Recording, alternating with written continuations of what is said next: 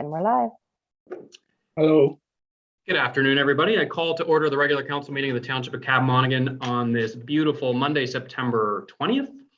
I'd ask for approval of the agenda with a couple of modifications. The inclusion of a delegation request from Susan Avney, owner of 40 King Street West, regarding noise bylaw exemption as item 7.2, and revised planning report 2021-50 regulating cannabis in the Township of Cavan-Monaghan. Moved by Deputy Mayor Graham, seconded by Councillor Moore. Madam Clerk, recorded vote for the approval of the amended agenda. Councillor Moore, Yes. Councillor Belch, Yes. Councillor Huntley, Yes. Mayor McFadden, Yes, and Deputy Mayor Graham. Yes. motion is approved. I ask that any members declare any pecuniary interest in the general nature thereof at this time or when the situation arises. Seeing none, there is no closed session, so we'll move along to our presentation. Item 6.1, Meridian Planning Consultants, Cannabis. Ms. Page, I'll let you bring them in.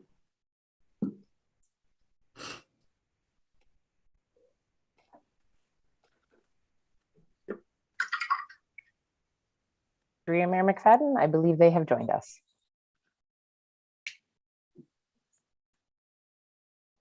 Very good. Welcome, Nick and Allison. Good afternoon. Yes, good afternoon. The floor is yours. All right, we'll take that virtual floor as it is. My name is Nick McDonald. I'm the president of Meridian Planning Consultants. I've been before you on this issue previously, and we're here to provide a follow-up based on direction provided by council. With that direction essentially involving us looking at a few other options and providing some clarity around the options we presented initially. With that being said, Alison Luoma in my office, who is a senior planner, was given carriage of the file under my direction, and she will be giving you the presentation this evening, or this afternoon, sorry, and both of us will be able to answer questions afterwards. So I'll hand it over to Alison. Okay, so I think we'll just start and jump right in then. So the presentation today is obviously, as Nick said, to provide a few additional options on cannabis regulation and to provide some clarity on the previous work. Next slide, please.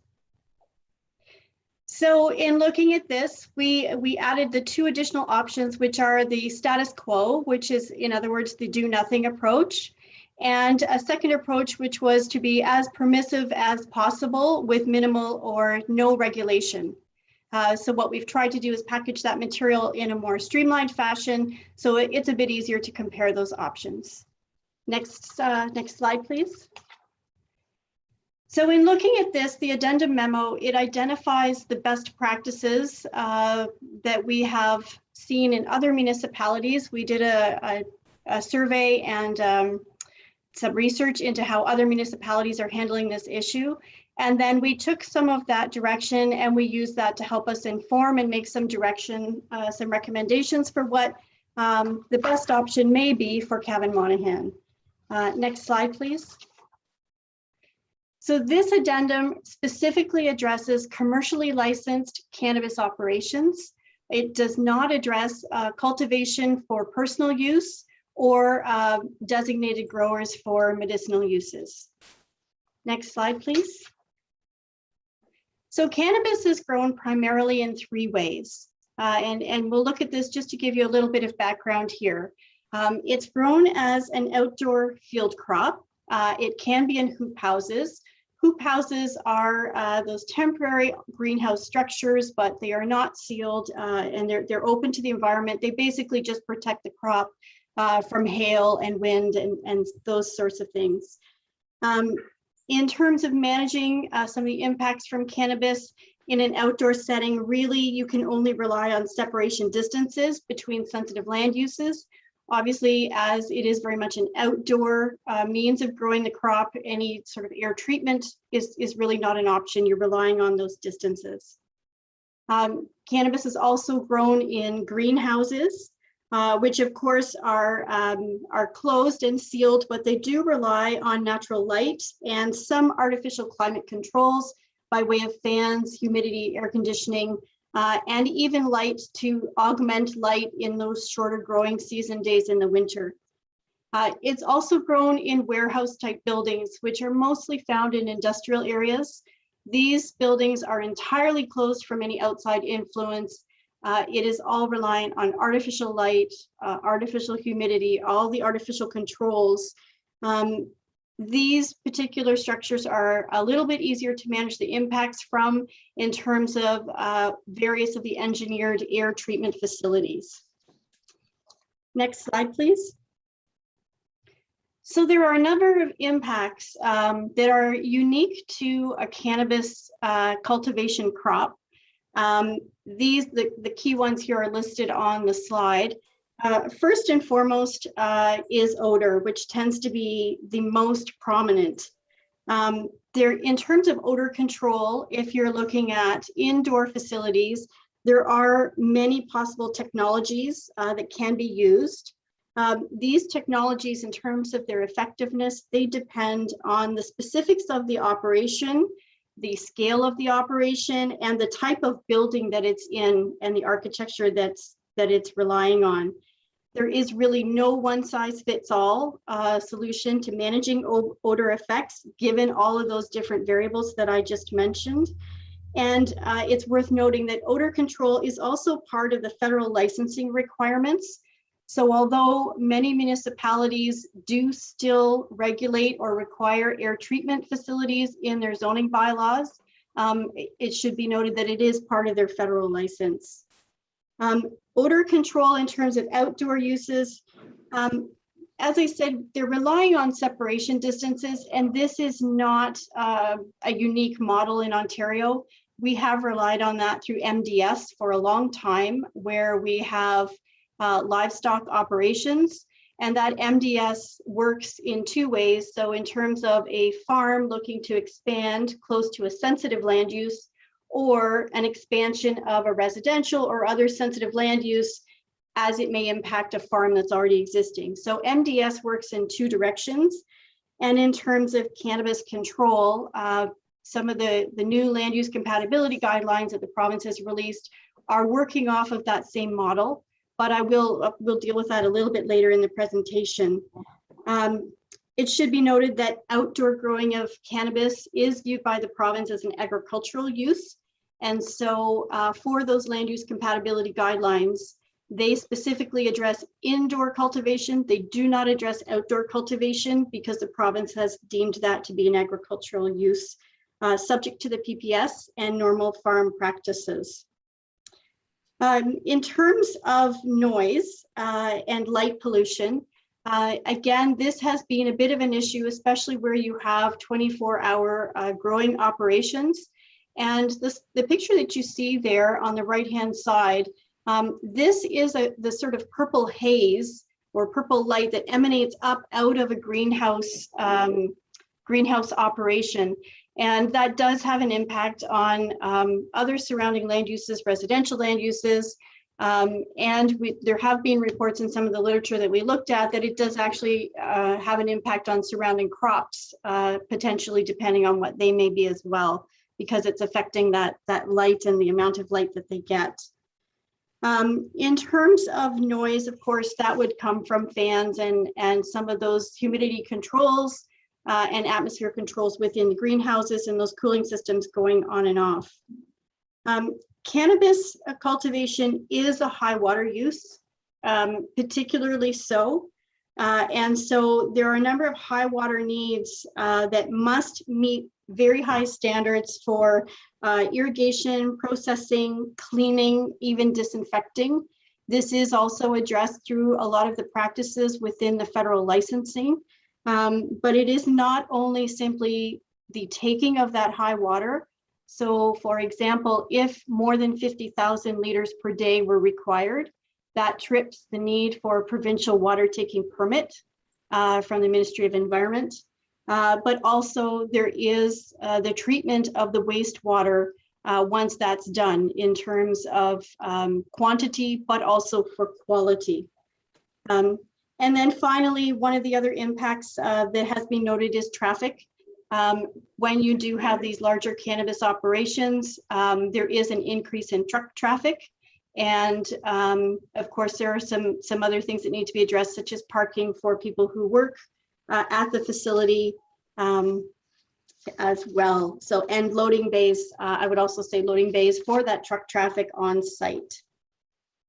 Okay, next slide, please. So there are a number of ways that municipalities have mitigated these impacts, and we saw this in our best practices review. Odor is primarily reliant on setbacks and separation distances. And if I can just take a minute to be specific. So in terms of setbacks, what we're talking about here is a setback from a lot line in terms of establishing where buildings may be constructed on a lot. And separation distances are those distances in between a cannabis operation and a surrounding land use, whether it's a residential use, whether it's a school or what have you. So separation distances are between uses, whereas setbacks are to manage that building envelope on the lot. Security and fencing. Again, it's worth noting that for security, fencing is part of the federal licensing requirement. That said, when we did that best practices review, some municipalities specifically required fencing, others were silent on the matter, but regardless, that must be provided through their federal license. Internal loading spaces has been very common, and that is a security and an odor issue combined. And many municipalities have relaxed some of the requirements for the location of security huts or those little gatehouse buildings at the entryway to cannabis operations. Normally, accessory buildings are not permitted in the front yard, but in terms of these security huts, most municipalities are permitting them pretty much wherever they're needed on the lot. Lighting facilities, it is fully possible through bylaw and through site plan to require that any lighting facilities are directed downward. So that they are not interrupting or they're not bothering adjoining land uses. That said, where you have a greenhouse and that lighting is within the greenhouse, there is still going to be some degree of that residual haze that you saw in that picture. Outdoor storage use, almost all municipalities prohibit outdoor storage of any materials associated with cannabis use. Again, this is a security issue as much as an odor issue or a property standards issue. Okay, next slide, please. So some of the additional things that municipalities addressed in their regulations were accessory retail sales. Many municipalities prohibited accessory retail sales for cannabis uses on site. Parking standards are needed. That is not just for employees, but there's also a need for loading bays and other parking standards that you would typically see in a bylaw. Many municipalities, and this is primarily done through their OP, but they identify studies that may be required as part of a complete application. And that's not unique to cannabis. That is usually at the tail end of your official plan. But that can range from all number of studies, from environmental impact studies to hydro-G, to stormwater management plans, to noise studies. Basically, there's a whole number of studies that when the municipality has that in their official plan, it's almost like a list of potential studies they may require. So not all studies could be required, but they're all listed there as options. And finally, the compatibility study. Now that is something that is required now or will be through the land use compatibility guideline for the province.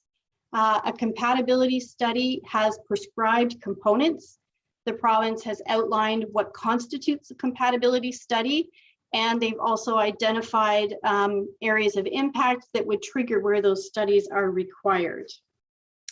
And finally, this isn't on your screen, but a final bullet point, there are some municipalities that specified that any applications for cannabis operations may not occur by minor variance, but may only occur by zoning bylaw amendment. Okay, next slide, please. So in these next two slides, we're dealing with the new provincial requirements here. And in terms of a precursor to that, when you're establishing separation distances, it's really challenging to predetermine an appropriate separation distance within your bylaw, given the number of factors. So that's the type of building, the size and the scale of the facility, the proximity and the number of sensitive uses. And in looking at that, you have to also take account of where there is the potential for sensitive uses. And in this case, for example, in Millbrook, there's a huge area there in the north end of Millbrook that has been designated in the official plan for residential uses. They may not all be built out yet, but because they've been designated and identified, then they have to be taken account of. The location of the proposed facility in relation to winds and topography also will have an impact on the kinds of separation distances you need, and the nature of the adverse effects that exist pre-cannabis operation. Next slide, please. Okay, so in looking at the new guideline, the province has now characterized indoor cannabis production facilities and processing facilities that are in a settlement and that are on land zoned for industrial uses are now actually characterized by the province as an industrial use. So this would apply to any cannabis operations in the Millbrook employment area. That would now be considered an industrial use. And in doing so, the province has also established a minimum separation distance between those cannabis uses and other sensitive uses of 500 meters. And that would be a minimum. Next slide, please. So what I've done here is I've pulled an excerpt out of the land use compatibility guideline. This chart is actually from page 23. And what it does is it provides you a description of the facility, which is the indoor cannabis production facility. That area of influence is 2,000 meters. So if there are any sensitive land uses within 2,000 meters of a cannabis operation, that triggers the need for a compatibility study. And it identifies that the province considers an indoor cannabis operation to be a Class 5 facility, and a Class 5 facility being operations with significant adverse impacts that may be difficult to mitigate. So that's how they classify them, with a minimum separation distance of 500 meters. Now, it should be noted that with the compatibility study, part of what they look at is what an appropriate separation distance would be. So if something more than the 500 meters was required, that would be something that would come out in a case-by-case basis through those studies. The land use compatibility guideline is triggered by section 1.2.6 of the PPS. So it does have some teeth. The wording for 1.26 uses words like will and shall. So the policy that guides the application of this is compelling. And just by way of note, again, that the province characterizes outdoor cultivation as an agricultural use. So this outdoor cultivation of crops is not subject to this land use compatibility guideline. Next slide, please. Okay, so we'll get into the options now. We'll work through them one by one.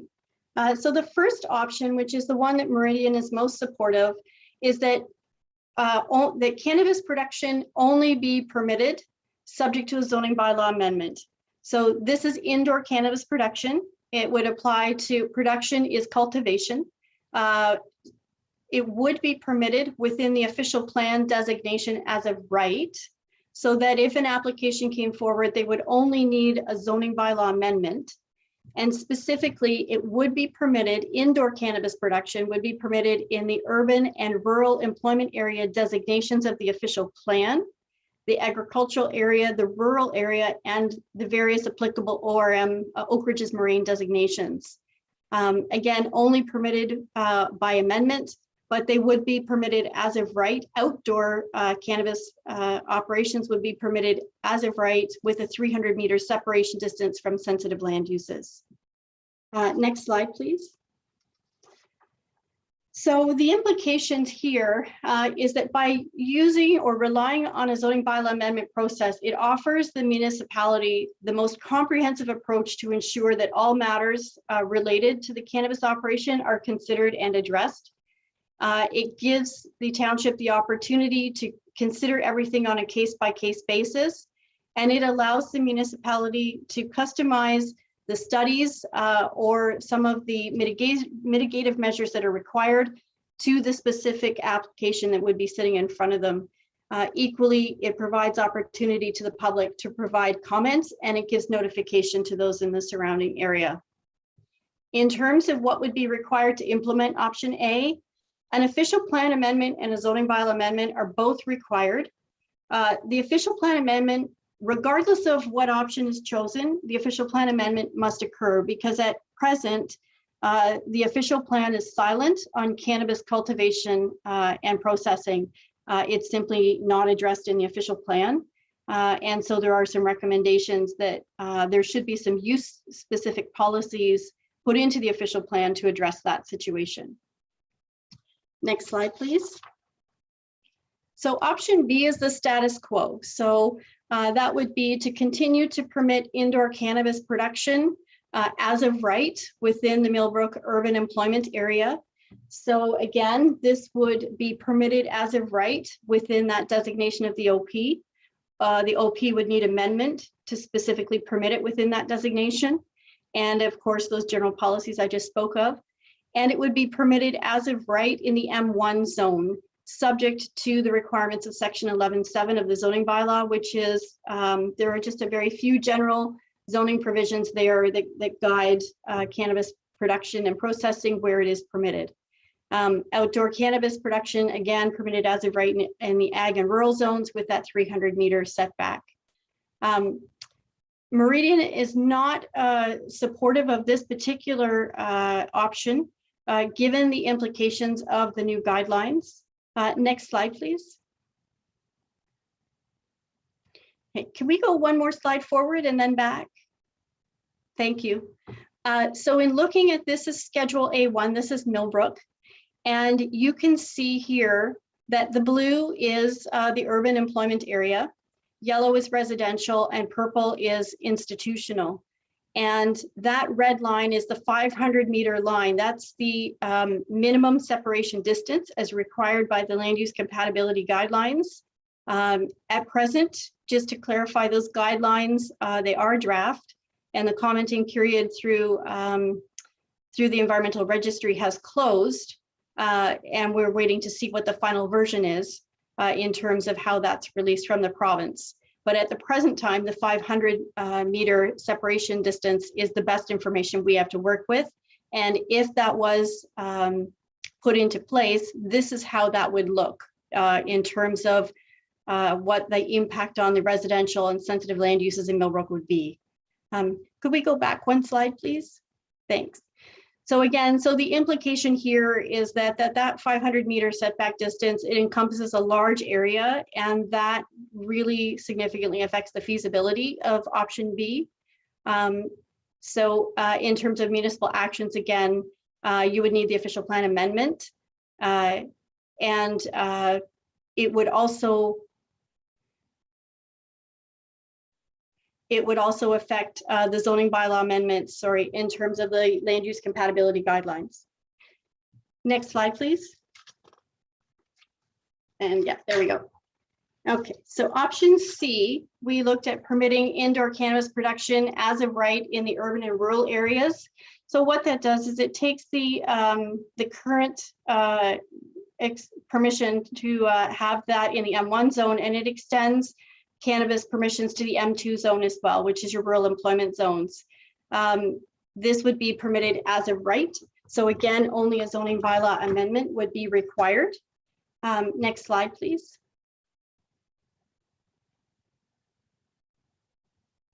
And in terms of implication, the same 500-meter separation distance would apply within these rural areas. In looking at these rural employment areas, the characteristics of the surrounding land use are such that it's really not feasible to permit indoor cannabis production as of right The rural areas are typified by a lot of smaller lots and a much more varied land use and a lot of more sensitive land uses. So in looking at that, if we could go next slide, please. So this is better in your report where you have a full-size page. But again, you can see, oh, that's great, thank you. The yellow areas are those rural areas.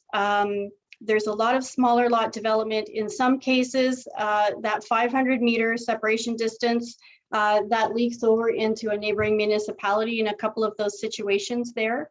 And in looking at these, in looking at each of these areas, there's a number of factors that have to be considered.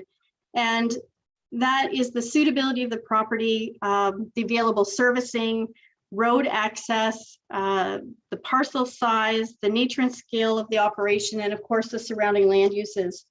And in particular, and this is true of both the Millbrook area actually and the rural employment areas, there are some official plan policies there that have to do with servicing and the use of water. So in particular, high water uses, well, the rural employment areas are not serviced with municipal services. And in Millbrook, there is a policy there that uses requiring water for processing, cooling, or washing shall not be permitted unless the water is used in the process is largely recycled. So there are some official plan policies there that would need to be addressed as it related to servicing in order for these options to be feasible. And for that reason, that's why Meridian is not supportive of that.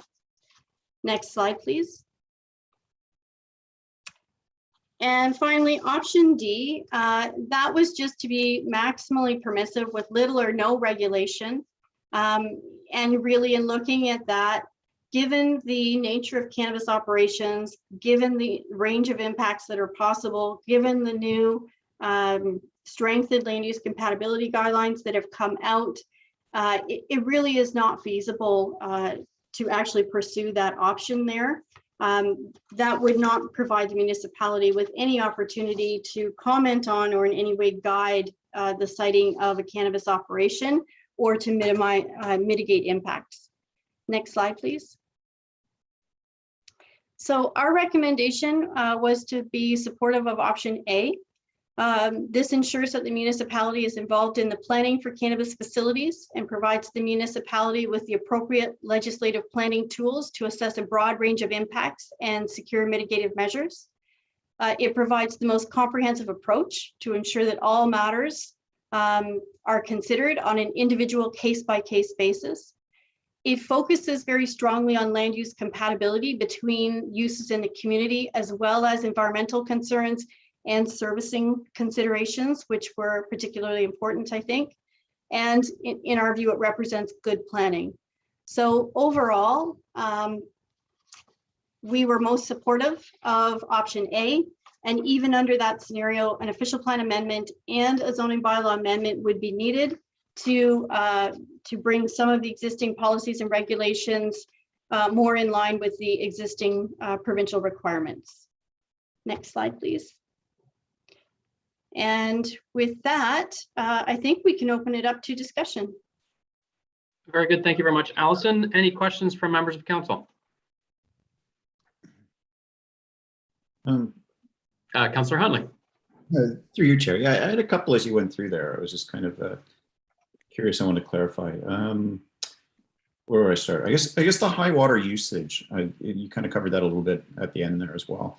How does it how does cannabis production compare to like any other sort of greenhouse? Like, is it more intense on the water or similar to tomatoes? Like, just out yes. So anecdotally, some of the information that I came across compared it to the water usage for tender fruits, so for grapes down in the Niagara region, and it was comparable to or greater than the water requirements for some of those specialty crops down in Niagara. Okay. Can I drop a couple more questions or? Absolutely, go ahead, Councillor Huntley. So in the beginning, at one of the beginning slides, you also talked about the number of studies that could be required, like it was under the other considerations. Mm-hmm. Are these studies that are over and above the fact that they're, using the land, or like, are they specific to being a cannabis producer, or things like EIAs and other studies? They would just be required no matter what was being going there, would they not? Like, I'm just trying to figure out whether, is there additional studies because it's cannabis that are required, or are they just the standard studies that you go through for anything? No, that's correct. So it's just the list of standard studies, and that would be in the back of your official plan, the number of studies that you may require as part of a complete application. And the length of that list depends on what's in that list in your official plan.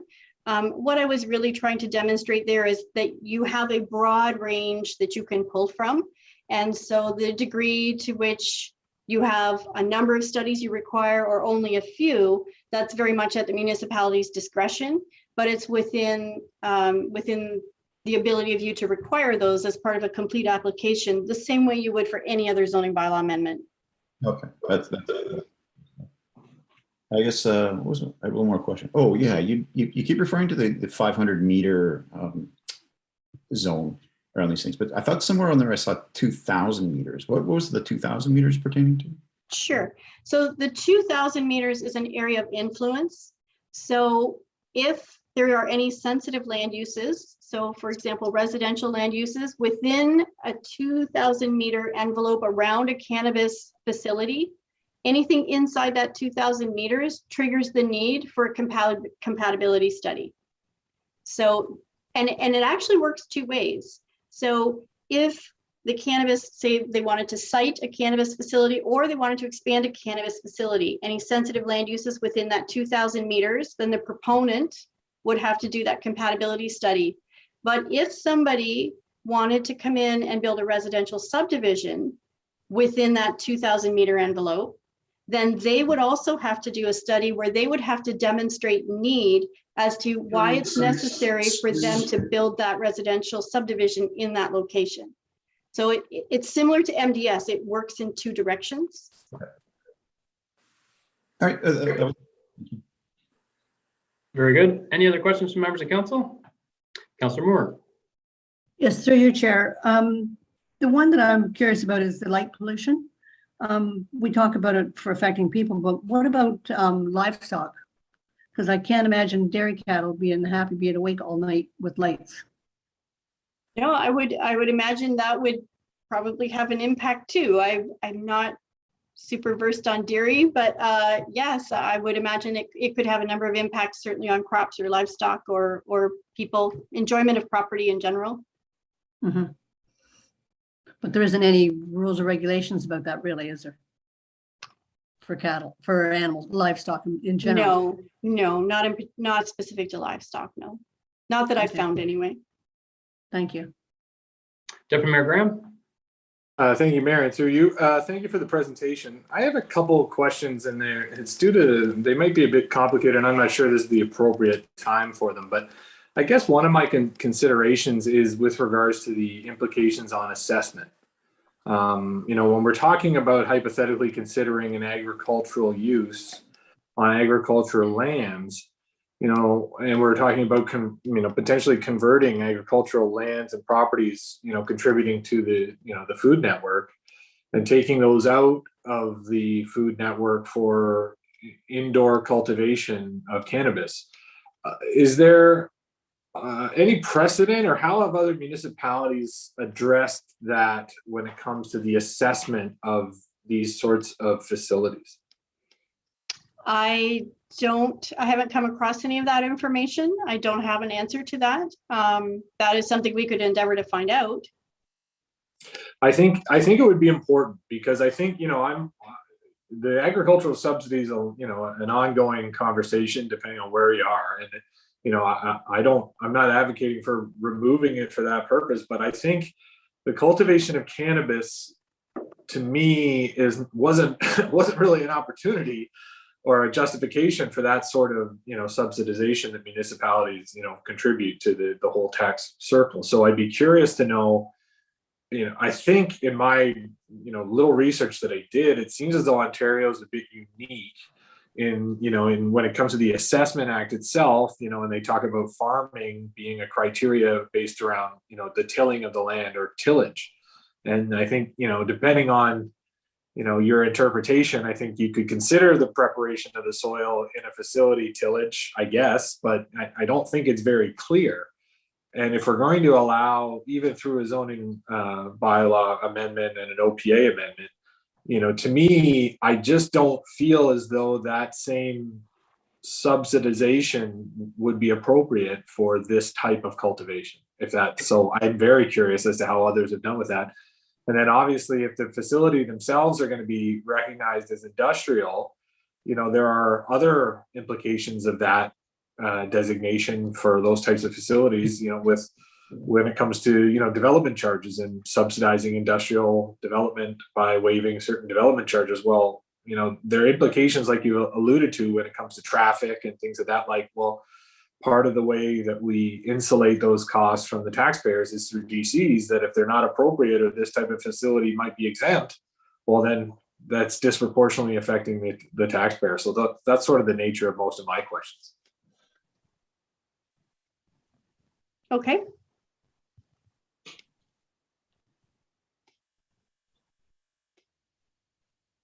Sorry, was there a response?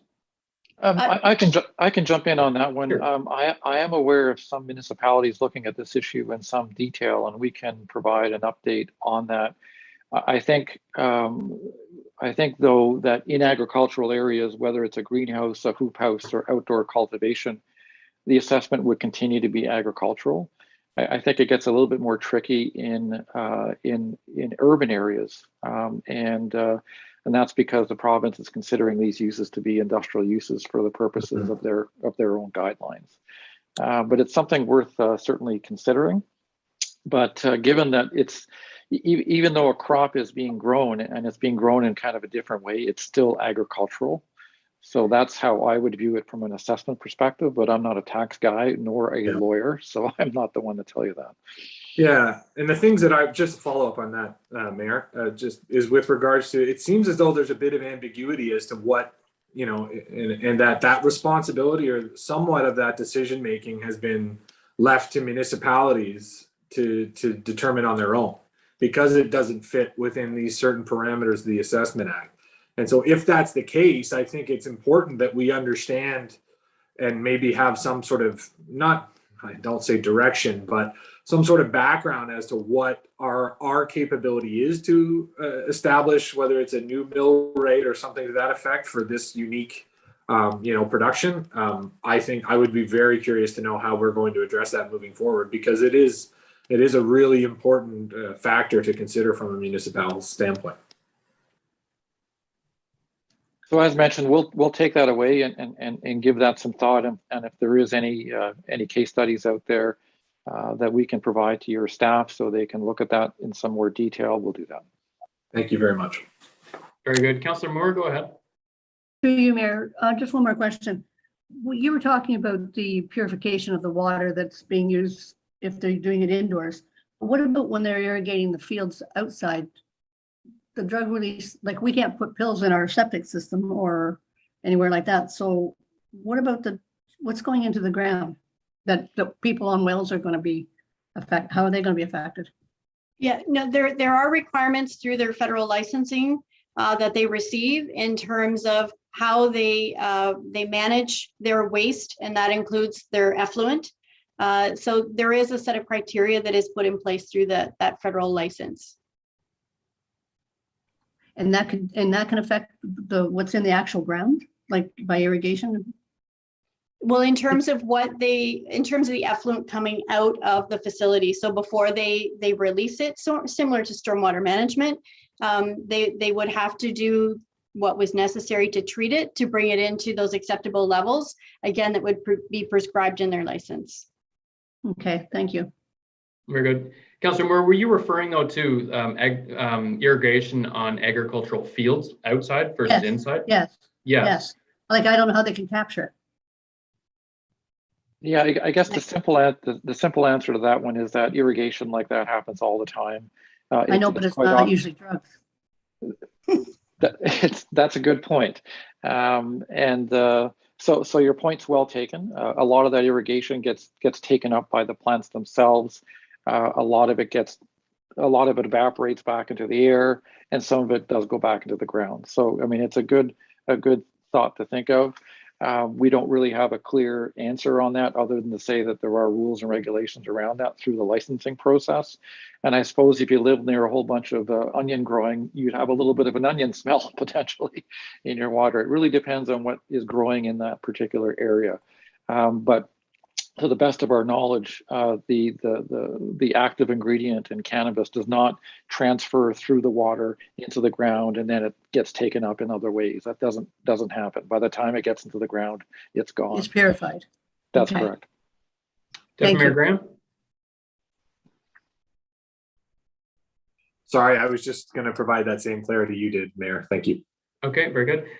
Just a question. I know we initiated this cannabis investigation report a while back, and I know at that time you were well along your way with other surrounding municipalities and their as they weighed into this topic as well. And I'm just curious, and I would suspect that your recommendation before us today of option A is reflective of some of the lessons learned that have transpired over the course of the last year. I know that's been an ever-evolving field.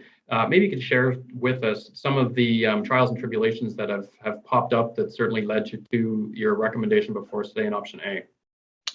Yeah, I can start off with that because I did quite a bit of work on this for other communities, and you're quite right that our recommendation to you is entirely consistent with our approach in other municipalities, including the towns of Pelham, Caledon, Township of Selwyn, which Allison can speak to as well. We're just finishing up their project or their review as we speak. And essentially, because of all of the unknowns around the impacts of cannabis, particularly on the odor front, we're taking a very conservative approach, and we think it's the best approach to take. We've got some significant experience in Pelham. They have two very large existing facilities that went in as agricultural uses. And as soon as they went in, numerous complaints were lodged with the municipality, and it became a very significant and the number one issue in that town. And as a consequence of that, all kinds of experts were brought in, and the consensus was that odor impacts are potentially significant based on prevailing winds, location of the property, are there a lot of hills and mountains in the area or not? And a whole host of factors, and it's very hard to nail down in advance. So we came to the quick conclusion that it is impossible to predict where the best place for these uses are. So therefore, the best process we can recommend is one that involves a review of it on a case-by-case basis, and that's essentially our recommendation. The one thing Allison did not mention, it's in our report, really not the focus of the presentation, but we're also recommending that there be a 300-meter setback for outdoor cultivation as well within your zoning bylaw. Outdoor cultivation also has the potential of creating impacts in an area as well, but they're not thought to be as significant as from a greenhouse facility, which has all kinds of air purification systems that take in air and then send air back out. Sometimes that air is quite different in terms of how it smells. And so we are also recommending a 300-meter setback. For those who may be familiar, in the township of Selwyn, that was a significant issue. And we are also recommending that be included within their zoning bylaw too. So that's a constant in all of the options that we've identified, that there be a 300-meter setback for outdoor cultivation as well. Very good. Any other questions from members of council? It's certainly been a very informative presentation, and we've all learned a lot over the course of the last year as this has unfolded before. So unless there's any other questions, we'll deal with the actual report later on in the agenda. I'd take a motion then to receive that presentation. Moved by Deputy Mayor Graham, seconded by Councillor Huntley. Madam Clerk, recorded vote. Deputy Mayor Graham, Yes. Councillor Huntley, Yes. Councillor Moore, Yes. Councillor Belch,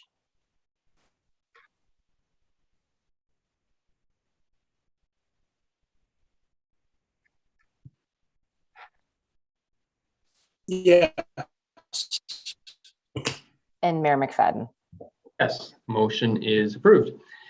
Our next item, delegations, item 7.1, the Gani Enduro Race with Alex Schmidt. Ms. Page, you will let Alex in.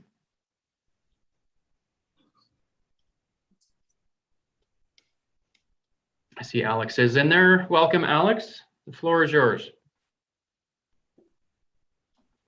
Oh, you are still muted.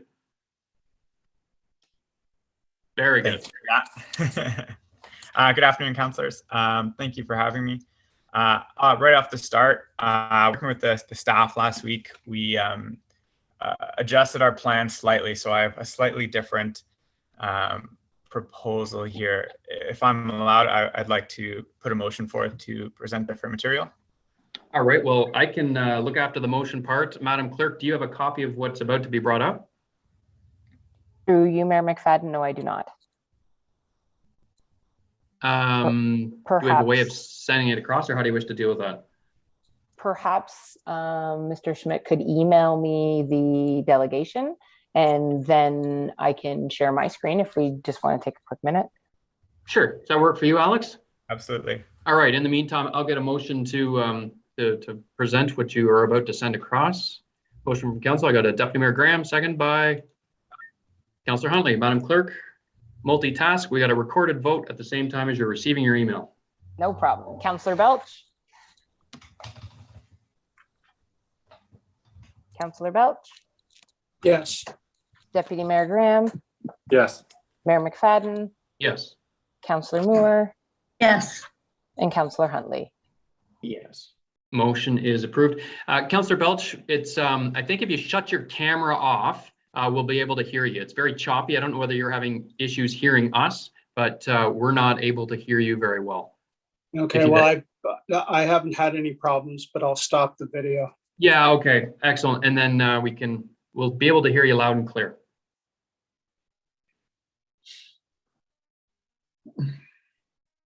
All right, so Alex is sending across the attachment.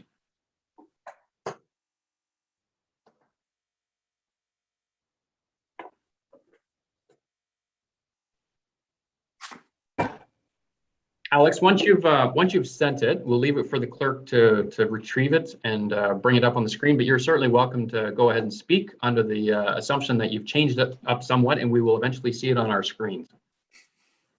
Perfect. Yeah, I can certainly get started with that. My delegation request is proposing an enduro mountain bike race to take place from Millbrook and head into the Ganaraska Forest and conclude back in Millbrook once again. So an overview, an enduro mountain bike race is a newer style of mountain bike racing that has gained a lot of traction and popularity in the last couple years, mainly out in Europe and out west of Canada, as where it's been growing at a very fast pace. So Ontario, we've noticed it's starting to come up. So we're trying to get ahead of the curve and help bring enduro mountain biking to Ontario racing. So an enduro mountain bike race is a mix between a cross country and a downhill race where you have one big loop, but only certain sections of the race course are timed. So for our event, and backtracking a bit, our event is proposed to take place on October 3rd, 2021. So in our event, we will have 6 time stages over a 50-kilometer and 30-kilometer course. Perfect. So you could jump to the next slide.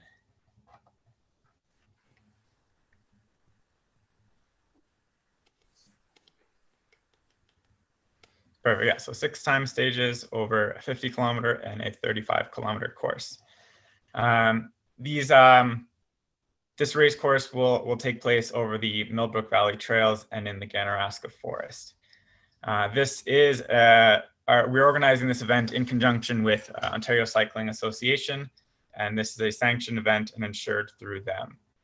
We're looking to have approximately 100 participants, which for a first-year event is great. The event will start from a private property at 3678 Carveth Drive. The landowner is Jonathan Head. He is a Millbrook Mountain Bike Club member. So from our previous delegation, we were going to start at the fairgrounds, and we have switched that to the private property here. So my objective today is to seek council permission to utilize the Millbrook Valley Trails and approximately 300 meters of Carbeth Drive for the mountain bike race. Can you go next slide? So here's an overview of the course. So up in the top right, the little green and red dot is the start finish on Carbeth Drive. We then go down. I apologize, I live by the firehouse. So we'll drive, the course will begin there in Carbeth, head into the Millbrook Valley Trails, and then across the Ganney Transit over to the Ganaraska Forest, do a loop out there, and then come back along the Ganney Transit to Millbrook Valley Trails, and then back up to Carbeth to conclude. Next slide. So this is more of a zoomed in section on the Millbrook section. So as you can see, the green dot is where we will begin the course on Carbeth, near the last bend in Carbeth there. So the riders will head down south on Carbeth towards Zion, jump onto the railway, and then proceed onto the course. In the next slide. They'll then head across the Ganney Transit and into the Ganaraska Forest as such. This is the loop down there. And the next slide, please. So a little info about the race. So our race will have two starts, as mentioned, a long course, which will be 50 kilometers, which will begin at around 10 a.m. And then the short course, 35 kilometers, will begin at 11 a.m. We've staggered this to reduce the number of participants at the venue at one point.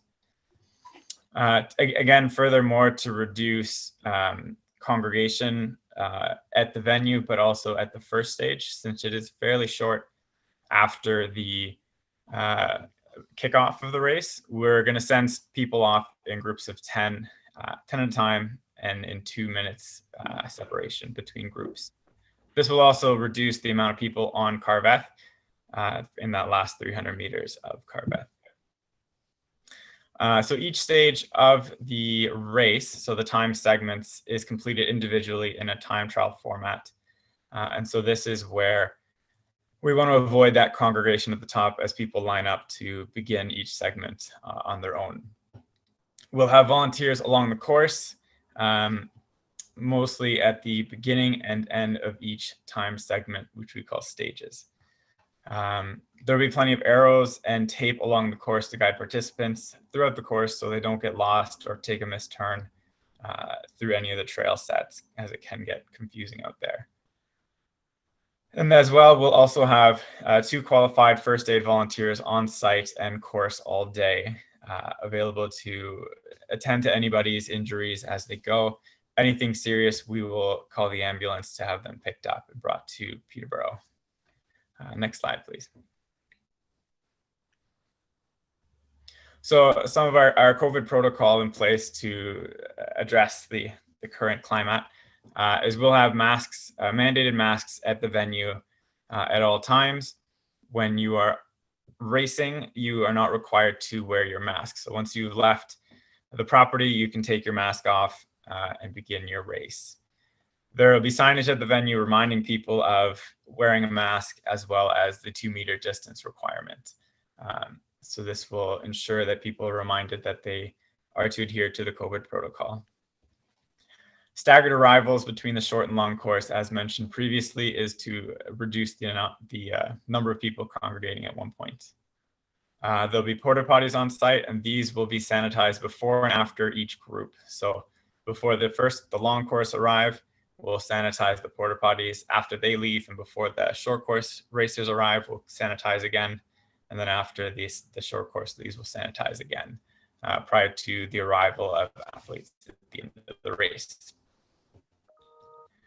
Again, departing in waves of 10 to reduce gathering at the first stage. This is a big part of us, is we want to make sure there's not a lot of congregation at that first stage. After that, the race will space out nicely, that there shouldn't be too many people congregated at the start of the subsequent stages. At the start of each stage, riders will be encouraged to remain 2 meters apart for the first 3 racers, and we'll have tape and pylons at the start of each stage to have the riders line up to maintain that 2 meter spacing. COVID screening and contact tracing will be done through the CanTrace app. This is what OCA Cycling has been doing across all their events. So we are utilizing their system and that app there to screen riders before they show up to the race and do contact tracing. As well, at the venue, we'll have a dedicated volunteer enforcing this COVID protocol, making sure everyone is adhering to this. Next slide. So some of the benefits of the mountain bike race to the community. This will bring good exposure to local businesses, an opportunity. So food will be a big one. People will need food after the race. We are contacting and going to work with the pastry peddler to feed all our volunteers that day. So we'll be getting some catering done with them for all the volunteers on site that day. Obviously not this year, but maybe more in future, we have more lodging. Maybe a few racers will try to stay in town, but it could be a good opportunity for future iterations of the race where people might stay in town to enjoy a long weekend or a longer weekend in Millbrook. Additionally, so this is great trail exposure for the mountain bike community. We've noticed, just being a local here in Peterborough, riding at Millbrook, even last summer, at the start of the summer, you'd see a couple cars at the parking lot. And at the end of the summer, the parking lot was full and going down Elgar Drive there.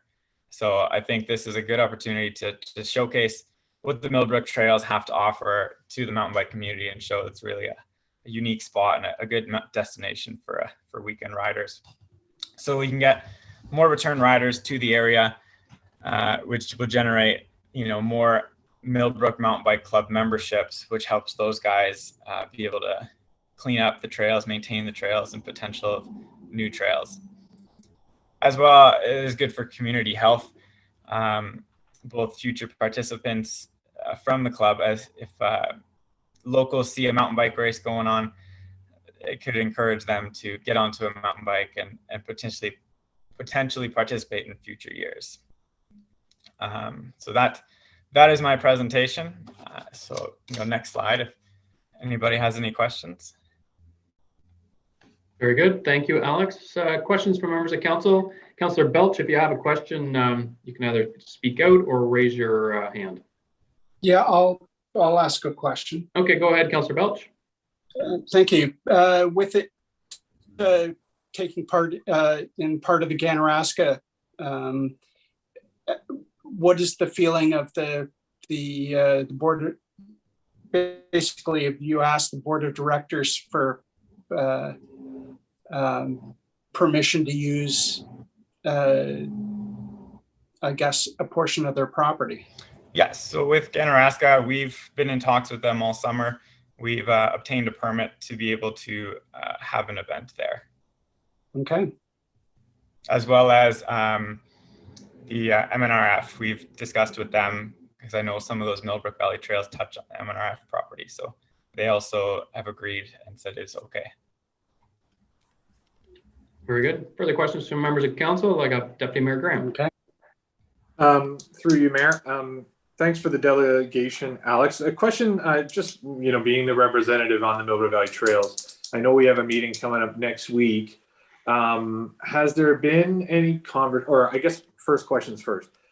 You mentioned the start time of about 10 a.m. I'm just sort of curious what time the entire, how much of the day is expected to be, the race to be held, or might be impacting that trail network, because it is obviously a public trail, and we don't really have at least in my short history, an experience of sort of exclusively providing portions of the trail for any sort of purposes, more from a shared standpoint. So I was just curious as to how many hours you think the event of the day of will be sort of taking up that portions of our trails.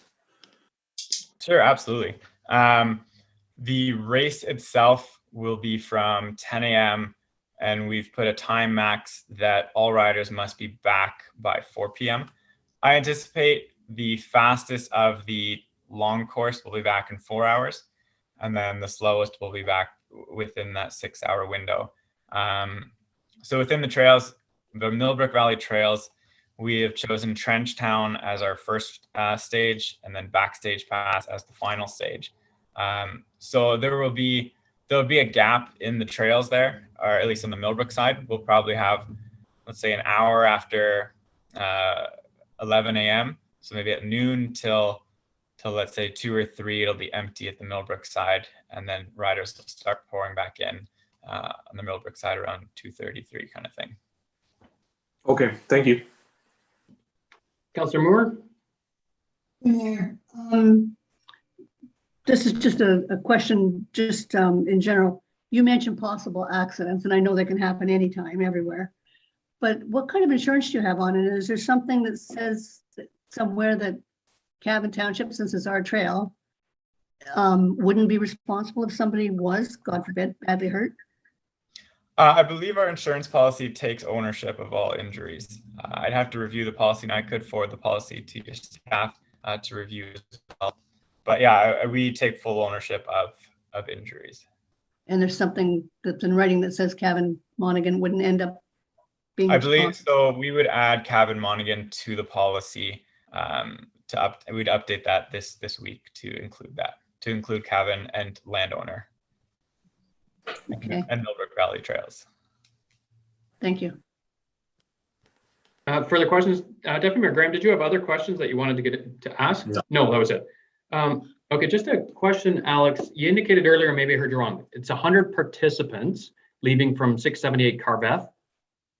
Yes. At staggered times. Correct. Is that correct? That's correct, yes. Correct. So what is being done as far as the parking arrangements for the vehicles that are dropping off the bikes at the start point? So the parking situation, our landowner has a few acres, so we'll set up on his area there. We're looking at seeing how much space he has. Additional options, we were going to look at reaching out to one of the local churches. I think it was the Presbyterian he suggested, as potential parking at their facility, and those riders could ride over to the venue.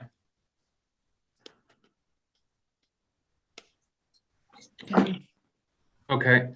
And is there anything with dealing with traffic? I know just in that specific area, it's really bad. It's a forced road. So it's a 90-degree angle right at the corner property where all of those are going. I guess to staff does, or I don't know whether Wayne is available or online. Yes, he is there. Is there any concerns from a staffing perspective relative to the origination point? A, with the parking logistics of 100 cars, and B, with the amount of traffic that's going to be on that corner? Mr. Mayor, just first of all, as you mentioned, Carbeth has a lot of 90-degree corners, and after listening to the presentation, it would appear that you're going to have cyclists entering out of a private driveway for a period of time and then returning.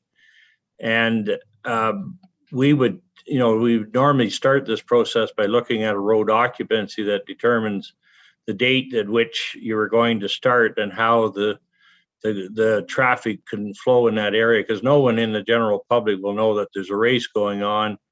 And the other particular problem I see is you're having a race that crosses Zion line right at the stop intersection. So I'm assuming if they're racing, they're not going to, they may obey stop signs, they may not, I don't know, and then they're going to follow the trail. So for a short section, you're on a public road that's going to be using it for public traffic, and this may present a problem. I don't know that we've seen the information previously, nor have we seen a road occupancy request on this yet. No, you're correct. And I'll interject quickly there. So the Enduro mountain bike race style, there being timed sections, and then the rest of the course is not timed. So that start is not a timed section. So racers are casually riding, not racing. So they would adhere to traffic signs. So at Zion line, they would stop, wait for a clearing. We'd likely post up a volunteer there to help with racers and traffic, as well as at the start, we have some caution race in progress signs that we would put on Carveth there and on Zion in each direction, just to help warn traffic that there will be cyclists on the road. So you're not proposing though any type of traffic control? We're not proposing to close the road? Is that I'm not, do you have police enforcement? How's that being handled? No closure, no police enforcement. I think that's why we aim to have 10 at a time. That way you don't have 100 athletes on Carveth at once. So are you familiar with our road occupancy form, or has that been applied for yet? I have not, no. Okay, and when is the race to take place? October 3rd. So I think, and to you, Mr. Mayor, I think we would typically look at this as a request for a road occupancy. It's not a road closure, but there is some safety issues that would have to be looked at here. And we're going to have have them complete the road occupancy form and have a look at it for what details we may have to deal with accordingly. There may have to be some type of, I'm looking at public traffic and them understanding what's happening in the area and how they might deal with bikes coming out of the private driveway on that corner versus the road itself, which is quite crooked. And of course, I assume that they'll all travel in single file, but these types of things should have to be spelled out. And then I think Kathy, Councillor Moore has made the comment about being co-insured. So this documentation we should have as soon as possible. Okay, any other questions from members of council?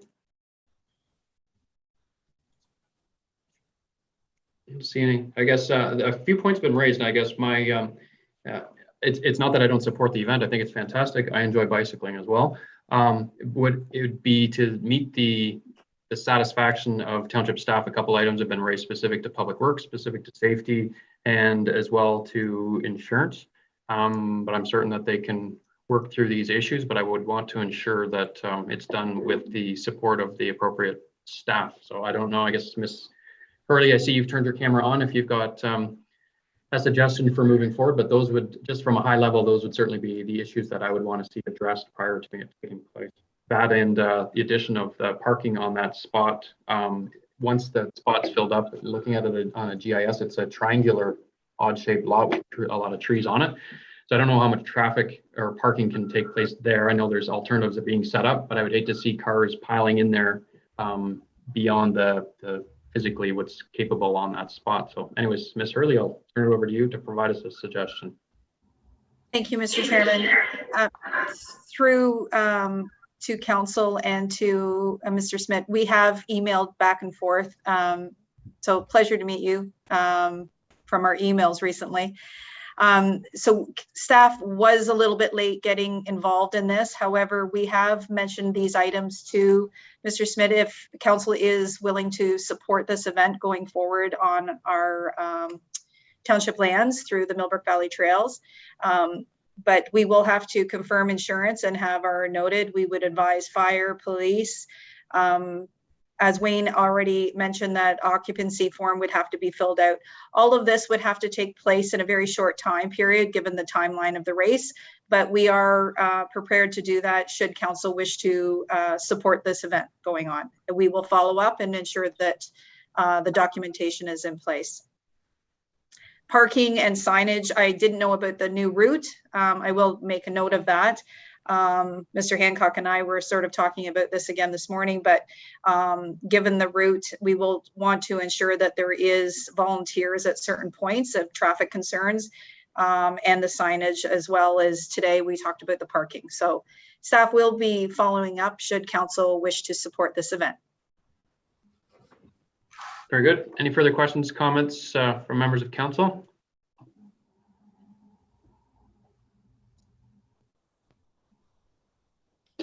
Ms. Page, just for the benefit of everybody, there's can you put up just to display the launching property, just to make sure I have it correct, 678 Carveth?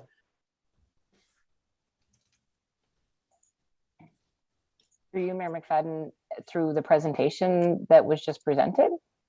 Like just the No, I address just that sent you a referred to? screenshot of 678. I just want to make sure we're talking about the same property. I sent by an email. One moment.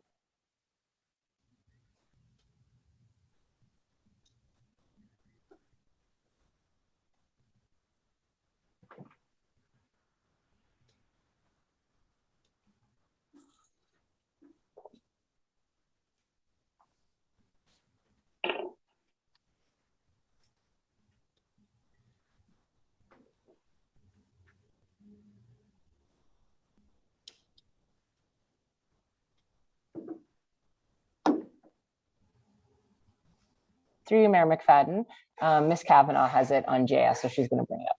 Perfect.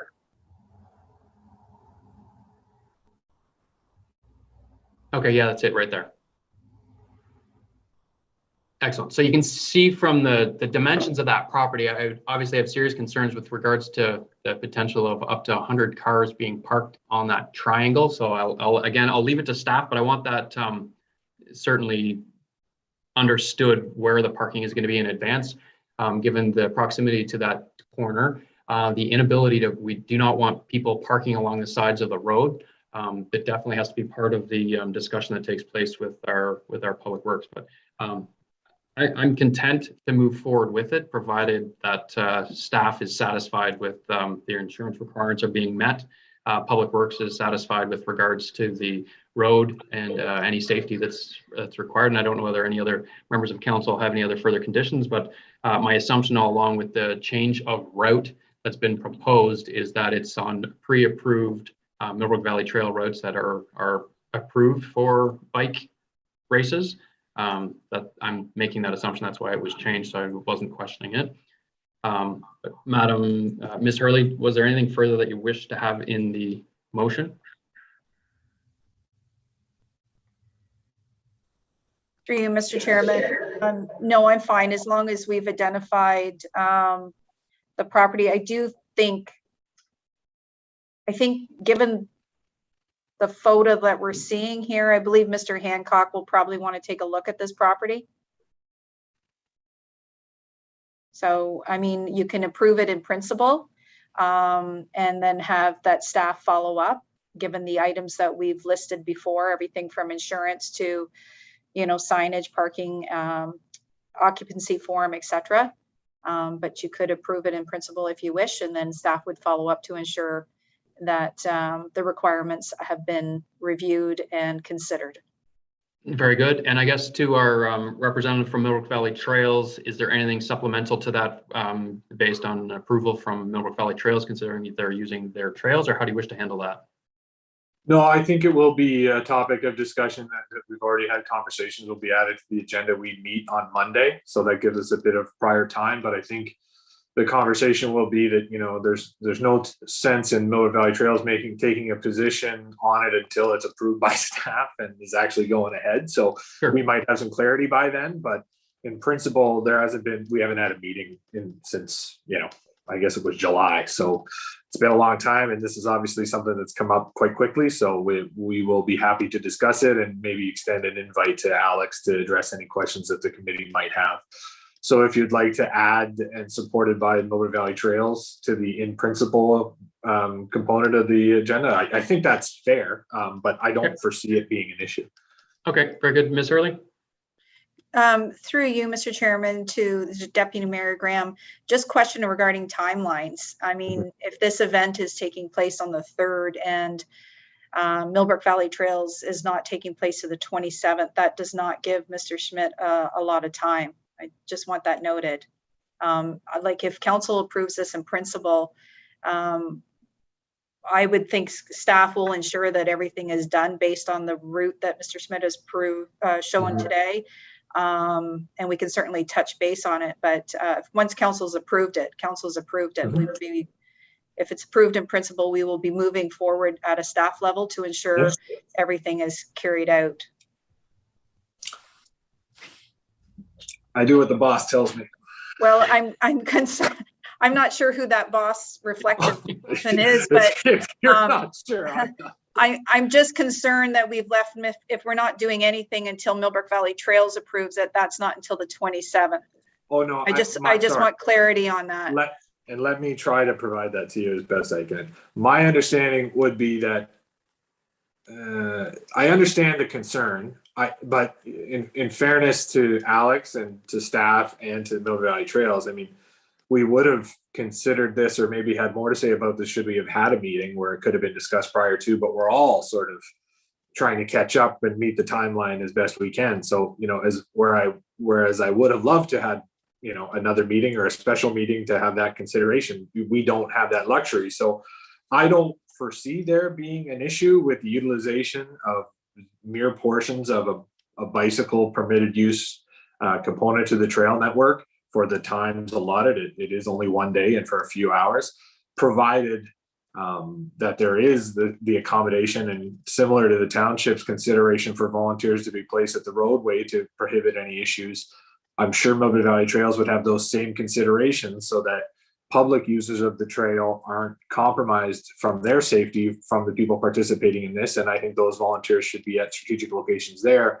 And that would be one of the requests I think I would ask Alex to highlight in the conversation should he be coming to Millbrook Valley Trails at that meeting. But if the township approves it, it's the township property, not owned by Millbrook Valley Trails. So I think Millbrook Valley Trails would behoove them to support it in that regard alone. And but an objection can be noted, but we're not going to have a meeting of council until after the event at this rate. So that's sort of the context as I see it. So I don't mean to create an obstacle with that, but if Millbrook Valley Trails has some unforeseeable objection, then I just wanted to have that an opportunity that staff be aware of it. So I understand it's a short turnaround time, but I think that the staff position on the race itself will take precedent over anything that Millbrook Valley Trails might have to say. I think it'd be fair if we're going to approve this in principle, subject to the satisfaction of the township, to do our due diligence on the items that we've outlined, and whereby we would also notify Millbrook Valley Trails immediately, the chair, to dispense of the information to all of the members of Millbrook Valley Trails. And if there is an issue of concern, that they raise that matter immediately. And if there is a problem, which we don't foresee, it's certainly within themselves to call an immediate emergency meeting or something and to have that discussion. But barring such, we're going to continue with this process. I don't think it's unreasonable to ask Millbrook Valley Trails to at least dispense the information so that they're aware of it and raise any questions. Yeah, and if it helps at all, I'd be happy to send an email to all the members, polling them on if there's any issues and highlighting those to staff, and I can do that at the finality or the finish of this meeting today and get that to staff as soon as possible. Very good, excellent, and that's reasonable. That provides Alex with some heads up if there's going to be any unforeseen issues with Millbrook Valley Trails. So in light of what you've heard today, Alex, does that sound like we could make this work? Absolutely, yes. Okay, very good. I'd entertain a motion then to approve in principle, subject to the satisfaction of the township relative to the issues we've raised today on signage, insurance, parking, safety, and any other matters that staff deem relevant, and to forward the information immediately to Millbrook Valley Trails for consideration, that we approve it in principle. Good. Deputy Mayor Graham? Yeah. Yep, seconder? Councillor Huntley, any further discussion or any member of staff have any concerns with that? I see Councillor Huntley's hand up. Go ahead. Okay, it might be stating the obvious, Chair, but I think, Alex, if you've been planning this event in the future, I hope you give us a little bit more heads up. Absolutely. I was working with Millbrook Mountain Bike Club, and our communications fell through. One of the members went on vacation, so it came back up with a different member very last minute. But yes, it's on the list for first things in future events. Excellent. Very good. Excellent. Everybody's coming out of this this current stage of COVID a little bit differently. I know we're excited to get outside and get doing lots of stuff. Congratulations on trying to bring something like this forward. And to Councillor Huntley's point, a little heads up next time would be appreciated by all, and I'm certain you'll take that under consideration. Absolutely. Thanks so much. Any other questions, concerns from members of staff with relative to the current motion? Madam Clerk, are you comfortable with the motion? I am, through Mayor McFadden. I do see that Deputy Mayor Graham has his hand up. All right, go ahead, Deputy Mayor. I was just going to ask Alex to send me the updated presentation personally, and that way I could forward it simpler than wasting the clerk's time today. If he can email that to me directly, I will get that out as soon as we conclude matters today. I'll do that right away. Thank you. Very good. Excellent. No further questions then, Madam Clerk, recorded vote. Councillor Huntley, Yes. Mayor McFadden, Yes. Councillor Moore, Yes. Deputy Mayor Graham, Yes. and Councillor Belch.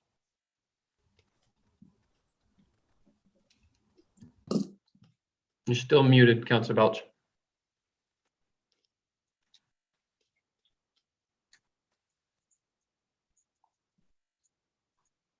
Well, the good news is Councillor Belch's vote is not going to determine this matter. There we go. Councillor Belch. Yep. Yep. Yes. Yes, very good. That has carried. Thank you, Alex, for your presentation today. Best of luck on working with staff, Millbrook Valley Trails, and to a successful event. Thank you so much.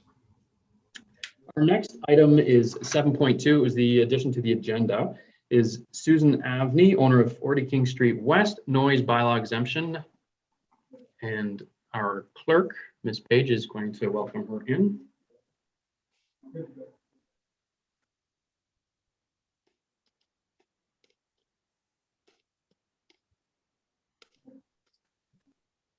Through you, Mayor McFadden, Susan has joined us.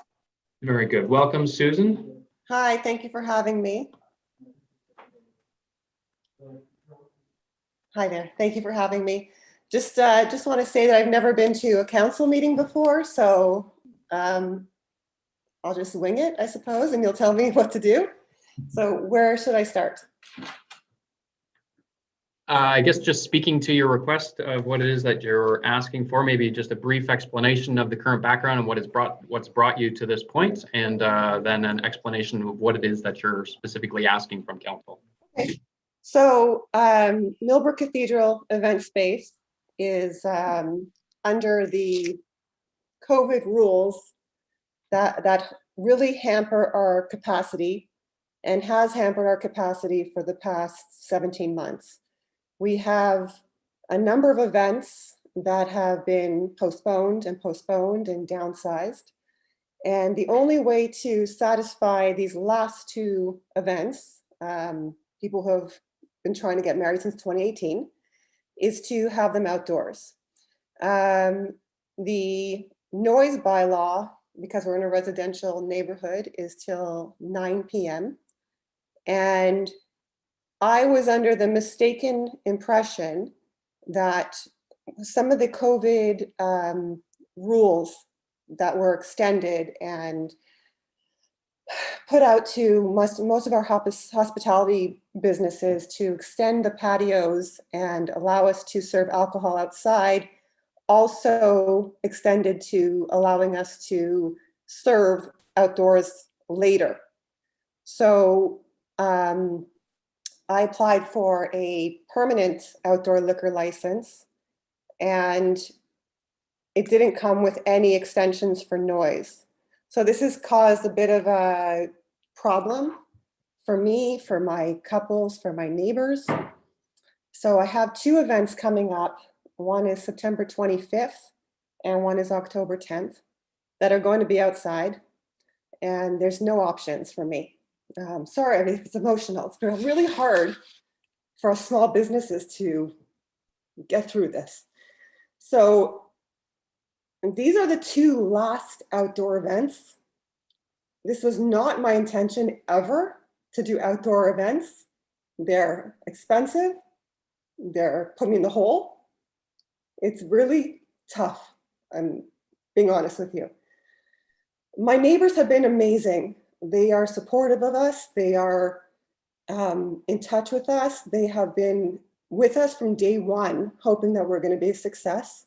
And the last thing I want to do is upset them, and I have, and it's a problem.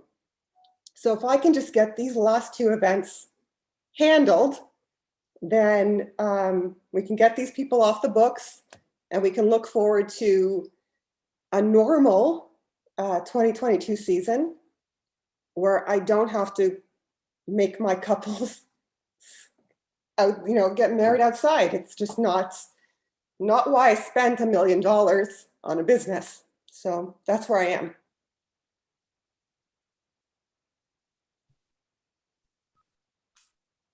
And very good. And I had to hit my unmute button too. Questions from members of council. Again, Councillor Belch, if you got questions, either raise your hand or speak out. We've got Deputy Mayor Graham, and then I got Councillor Huntley. Go ahead, Deputy Mayor Graham. Through you, Mayor. This is a question for staff. Well, first of all, thanks for making the delegation. I understand the emotion, Susan, and I understand it's a difficult time, and you're not alone in that regard. I guess my so thank you for that. I guess my question is to staff with regards to the request being for 2 dates only, or sort of specific in that regard. Is that something that is feasible or possible, or we've done in the past for such specific things, rather than changing, the implications of, the different bylaws or deadlines? If I can say, you did approve a single date for me once before without me actually coming to council. It was just a request, a written request, and it was approved. So it is something that's happened before. Ms. Page, maybe you can speak to that because I'm unaware of that one. Through you, Mayor McFadden, I am as well. I'm wondering if Mr. Phillips is on the call. I can speak to the first question if you'd like from Deputy Mayor Graham. So when people would like a variation from any bylaw, the step is to come to council to ask for an exemption. And historically, we just did one for the filming for downtown. So this is the process. And when I was speaking with Susan earlier last week, that was the discussion. Does she come and ask for a blanket exemption, or is it just these 2 items? And we know that that at this moment is probably best, being that, as Susan has indicated, there has been some feedback from the neighbors that the best suggestion is before council is to just speak to the 2 dates that are currently before us. I believe Mr. Phillips is with us if he would like to add anything. I am here. Mr. Phillips. Through you, Mayor. Can you hear me now? Yes. Yeah, so sorry, I'm just at home. I'm on my 3rd round of quarantine here, last day, but I don't have access to the server rate at the moment. I don't recall the previous exemption either. It may have went to the previous clerk. Me seeing it, I'm not sure, or it just was forwarded to the Peterborough Police to be aware of. Either way, I don't recall it, but that's not saying that it didn't happen. I'd agree with the clerk's position on how to move forward. As far as the noise, there is the exemption until 9 o'clock. So just to clarify, any time after that, the Peterborough Police, it's up to them to make a judgment call of where, when, what type of noise, what's happening. And it's at their discretion to deem a noise likely to disturb anytime after 9 o'clock. So if there is the exemption till 11, then they would just rely on that. Knowing that council has decided specifically for that property. Anything after that, again, they would just use their judgment. Our noise bylaw, if you recall, is modeled after their noise bylaw that they've advised us on how to word that properly so that they have the power to make individual judgment calls. Very good. Councillor Huntley, you had a question? I did. And through you, Chair, to Susan, I think we're all very appreciative of your business being there, and I think you're doing wonderful, and the place is looking good. Thanks. The problem I'm seeing here is by granting you the exception to 11 o'clock in those 2 days, it doesn't fix the issue you have with the neighbors, right? You're still going to be loud, and the neighbors are still going to be complaining. Even just because you're allowed to do it doesn't mean it's better for them, right? Your problem is with the neighbors. Yeah, and when the police were called at one outdoor event that we had, and they came and they took a look and they didn't think there was a problem. So yeah, it is a problem with the neighbors, because if the police came and they took a look and they didn't think we were overly loud, then I guess we weren't really doing anything that they saw was an issue. And in fact, the neighbors started complaining at 4 p.m. So it's an issue with personality, I suppose, and there's nothing I can do about that. But if I have something official in my hand that says, okay, at least I can, this is officially allowed to happen on these 2 days, then that should, give me something to stand on.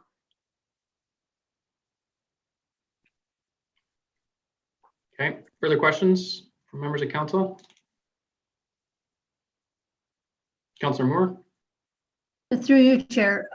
Susan, how many people are at these events, will be at these events? So for the September 25th event, it's going to be 42 people. And for the October 10th event, it's going to be 82.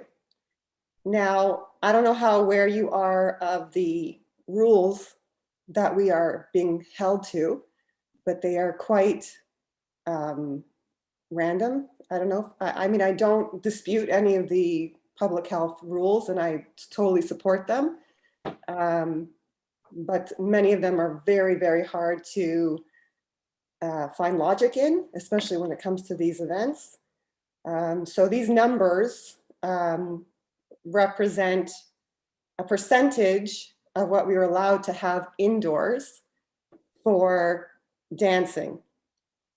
So while we are allowed to have 50% capacity, which mind you doesn't equal to 50% of revenue, to have people indoors, you can only have 25% capacity indoors for dancing, which means that you now have to cut your wedding down to 37 people. So, for example, the September 25th people, their original list was, 60. That's the event they bought and paid for. And the October 10th people, their original list was 130. That's what they bought and paid for. And through concessions and concessions and concessions, this is where we were able to get them to. Okay, thank you very much. You're welcome. Councillor Huntley. Through you, Chair. I mean, we all understand that we're all operating a little bit differently these days, but I mean, the number of people at the wedding and kind of those constraints that you're held to really doesn't mean anything to the neighbors who have to put up with the loud banging music at 11 o'clock at night. And I understand people want to celebrate and get married and have a great time, but you are an outdoor venue in a residential area surrounded by residents, right? We are not an outdoor venue, and that's the whole point. We're trying to make the best out of a bad situation. And I'd say 99% of my neighbors, they get it. They're patient, they have consideration, they have empathy. There's just really one. And I don't want police coming to people's weddings. It's not right. And I don't want to do outdoor weddings. And that's one of the reasons why I'm not coming for a blanket, approval, just to get these two people finally married, or these two couples finally married and satisfy their contracts. That's all I'm asking for at this moment. Every contract, no matter what, has an 11 p.m. noise shut off or music shut off, indoors or outdoors. So we're always aware of our surroundings and where we are. So at 11 o'clock, regardless, the music is turned off outside. So they're not ever going to go past it. It's that 9 to 11 that we're struggling with.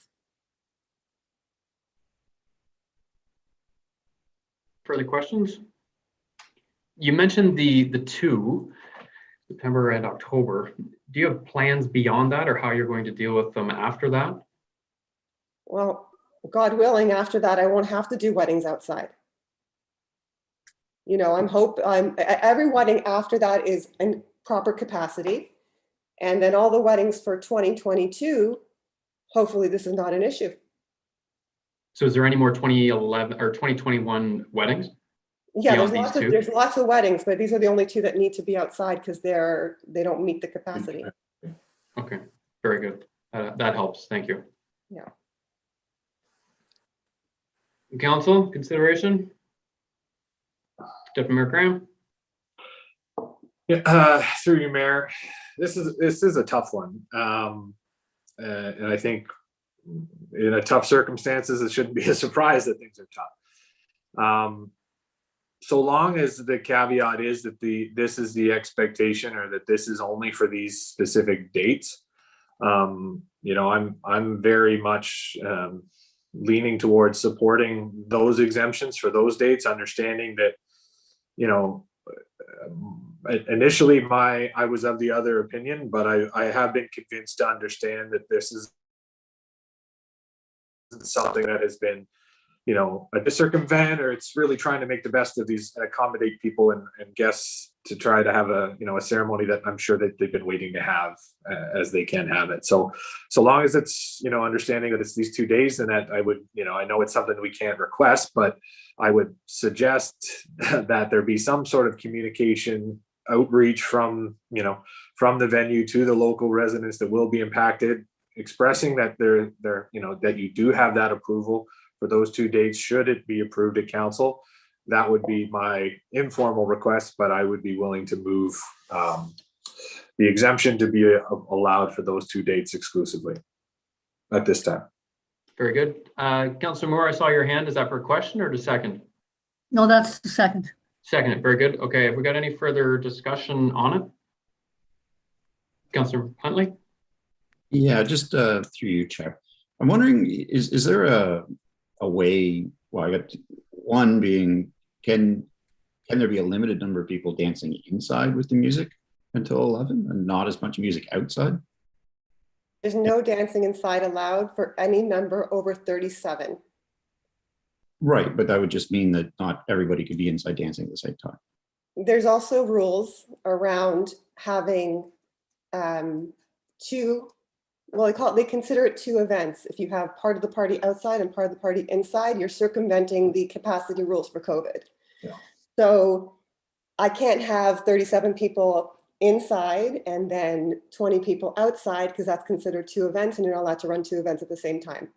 I wish I can get into all the nuances that they have put on us as event spaces, but it's just, there's no logic.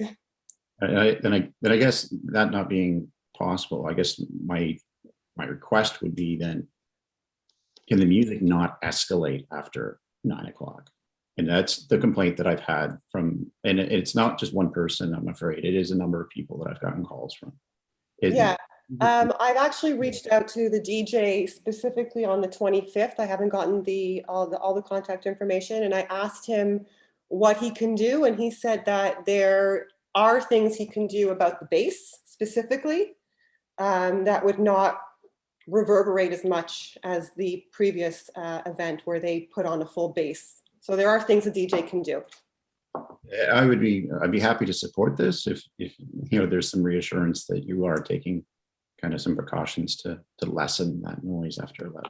Yeah, I mean, this is the last thing I want to do is upset my neighbors, who have all been really, really supportive. I mean, we put in parking lots, we've done all kinds of stuff that I'm sure annoyed them, and I don't want to further annoy them.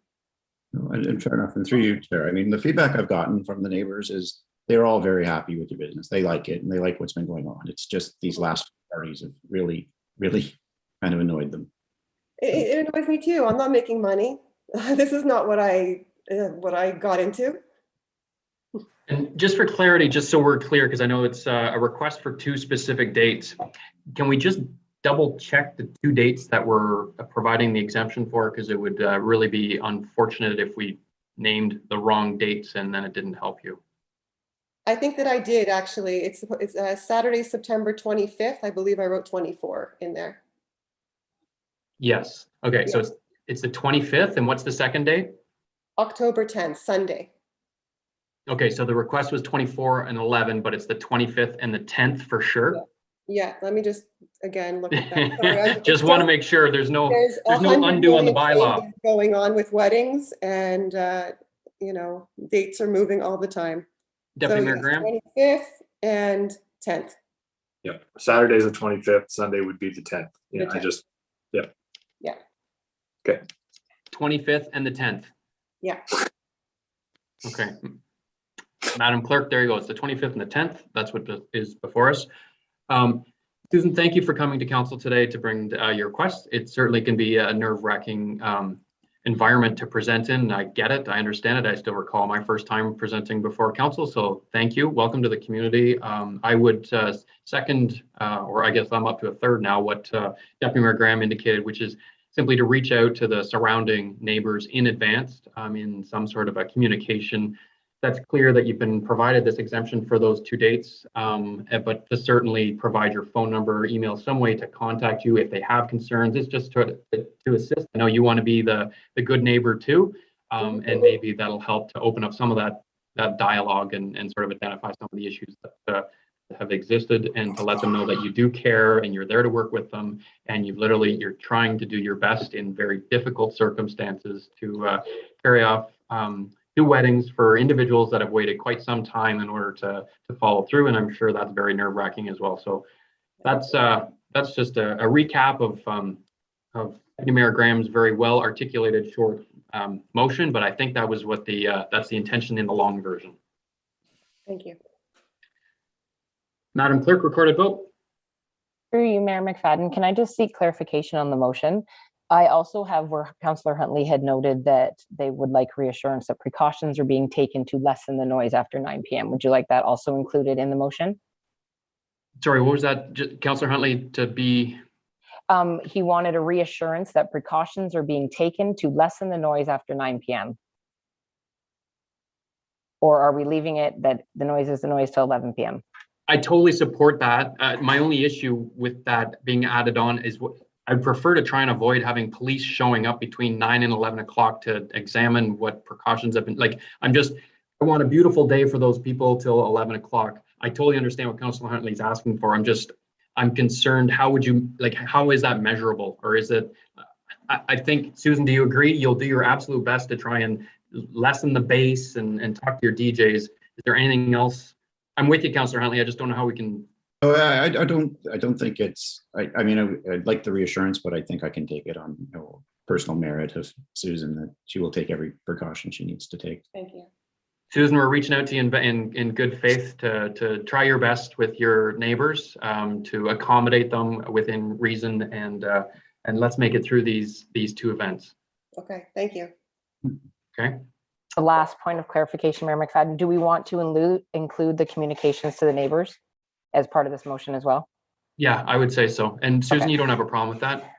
No, I'm just not sure how to do that. I guess I don't know them. I don't know their phone numbers, or I just know I can leave notes on. I was going to suggest a nicely written up letter communication that you could simply drop off in the mailboxes, Okay. front doors. Yeah. Would you bake cookies?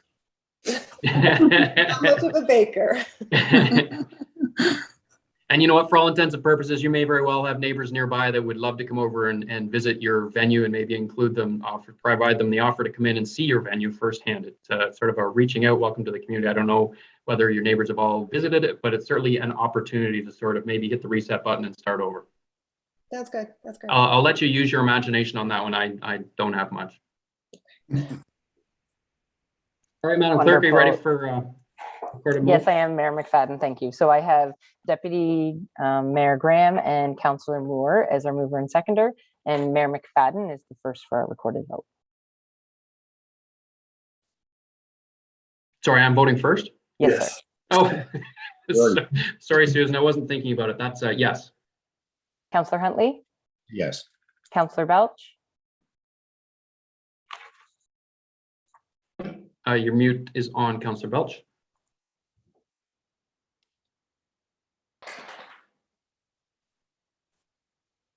Yes. Deputy Mayor Graham? Yes. And Councillor Moore? Yes. Motion is carried. So no pressure, Madam Clerk, but does this mean you are going to be madly working on a bylaw for the end of this meeting?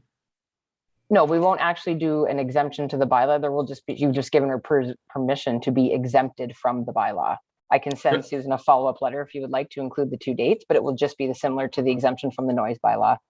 Okay, so to alleviate confusion, will we be distributing this letter to the police? So because they're going to be referring to the bylaw, which is going to state 9 o'clock, Although Susan has a letter in hand, I would prefer to avoid police showing up at 9 o'clock.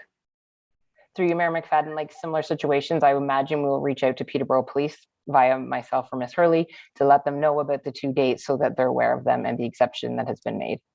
Very good. And maybe Susan, if you could provide your phone number and email address in that correspondence, if they have any questions, they could contact you directly rather than showing up at your door. That would probably, you'd probably appreciate that more too.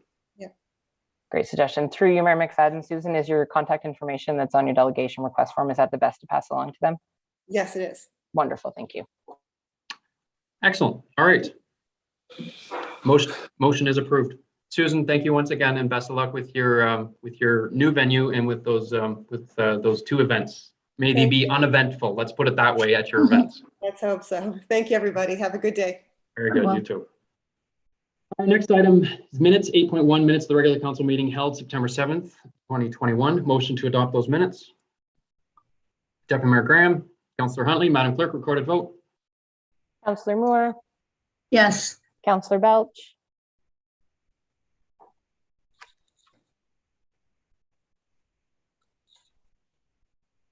Yes.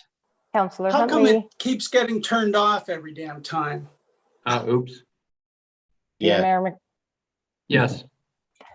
Councillor Huntley, Yes. Mayor McFadden, Yes. Deputy Mayor Graham. Motion is approved. All right, next item, there's no minutes from committees and boards. Reports, item 10.1, report finance 2021-16 COVID-19 update number 6, April 1st, 2020 to, actually that's 2021 to August 31st, 2021. Ms. Pope, or maybe that was, sorry, go ahead, Ms. Pope. Thank you, Mayor. Through you, Mayor, to all of council. That is actually update number 6, which does include from when we first did the shutdown. Okay. Right back to April 1st, 2020, when council did waive the penalty and interest fees. So therefore, this is just an update to provide you with the grants to date, the expenses that we've incurred, and some of our loss of revenues. So I leave this information here for council's discussion and review. Very good. Questions from members of council?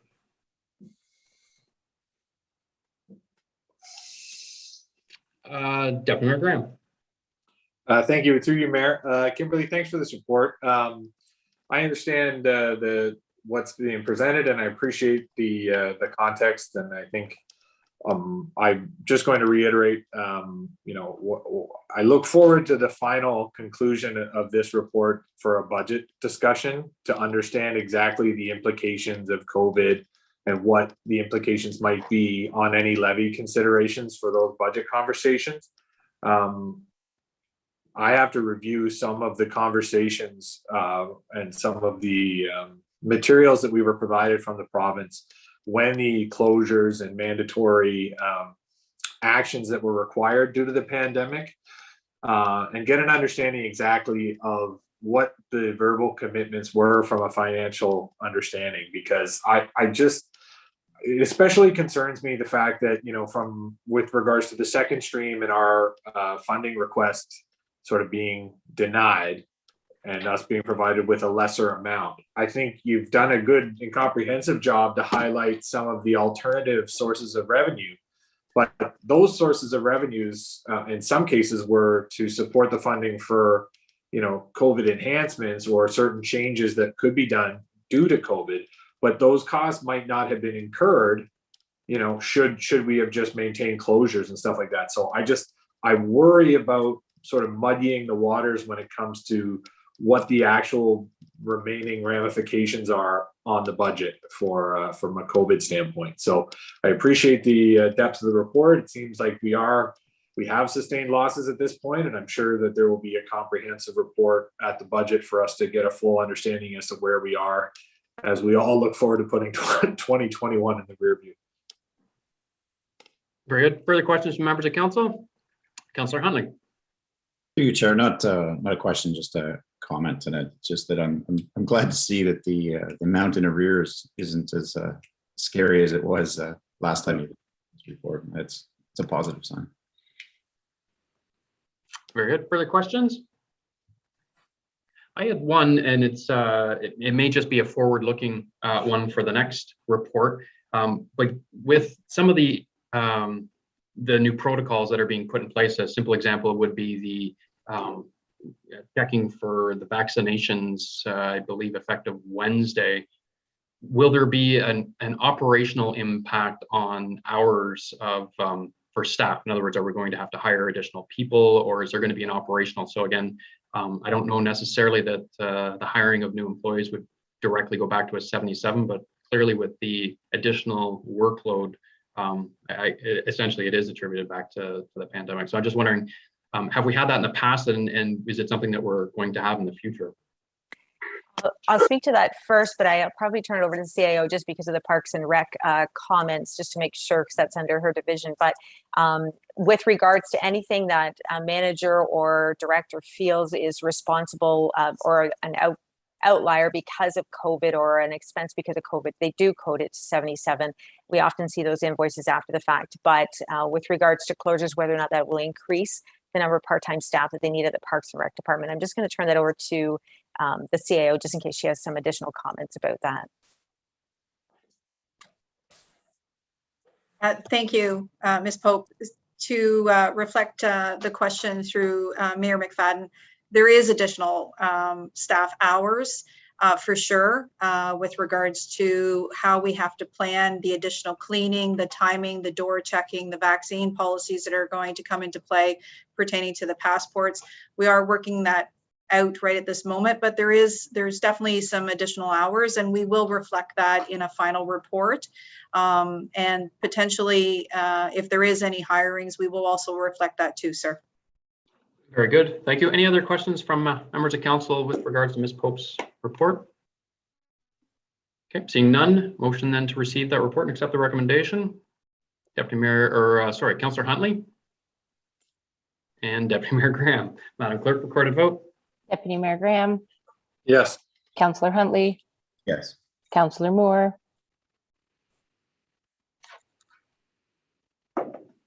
You're muted, Kathy. Oh, sorry. Yes. Councillor Moore. Actually, she might be frozen. I was going to say I don't see Councillor Moore's video.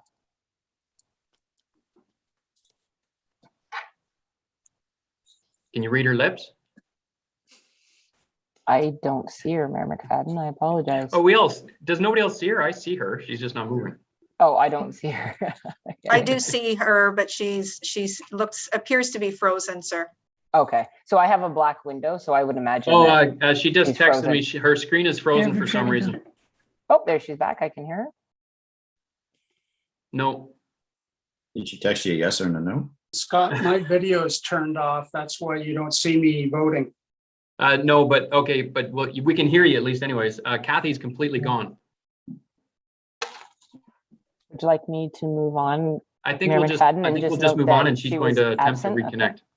Okay, no problem. Councillor Belch.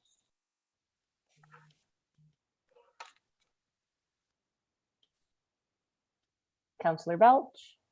Yes. There we go. And Mayor McFadden. Yes, motion is approved.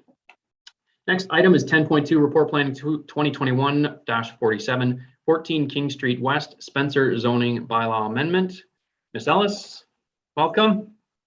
Thank you, Mayor McFadden, members of council. Planning Report 2021-47 is before you today with the recommendation that bylaw number 2021-52 be approved to amend bylaw number 2018-58 as amended with regard to lands at 14 King Street West in part of lot 23, concession 8 of the Cavan Ward. That's not right. Should be just 14 King Street West, sorry.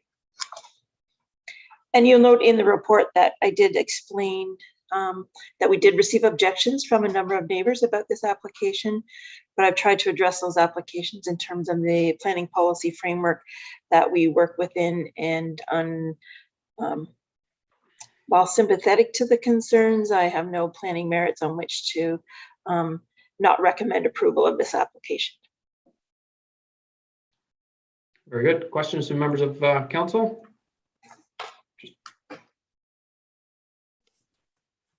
I don't know. Okay, I can see Councillor Moore. I'm just, is Councillor Moore back? I don't see the picture and she's muted. I just want to make sure she's back for the discussion. I do see your hand, Councillor Huntley. Go ahead. No question. I'm perfectly willing to move the report as is. All right. We got a mover, Councillor Huntley, and a seconder, Deputy Mayor Graham. Madam Clerk, we're going to call for a vote and let's see if we got a quorum. I can see Councillor Huntley, Deputy Mayor Graham, and myself. There's quorum. We may have Kathy, and yes, we do have Tim, so we should be good. Go ahead. Councillor Belch, Yes. Deputy Mayor Graham, Yes. Mayor McFadden, Yes. Councillor Moore.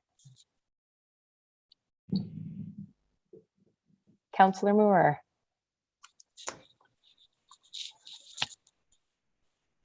Third time, Councillor Moore. Bueller.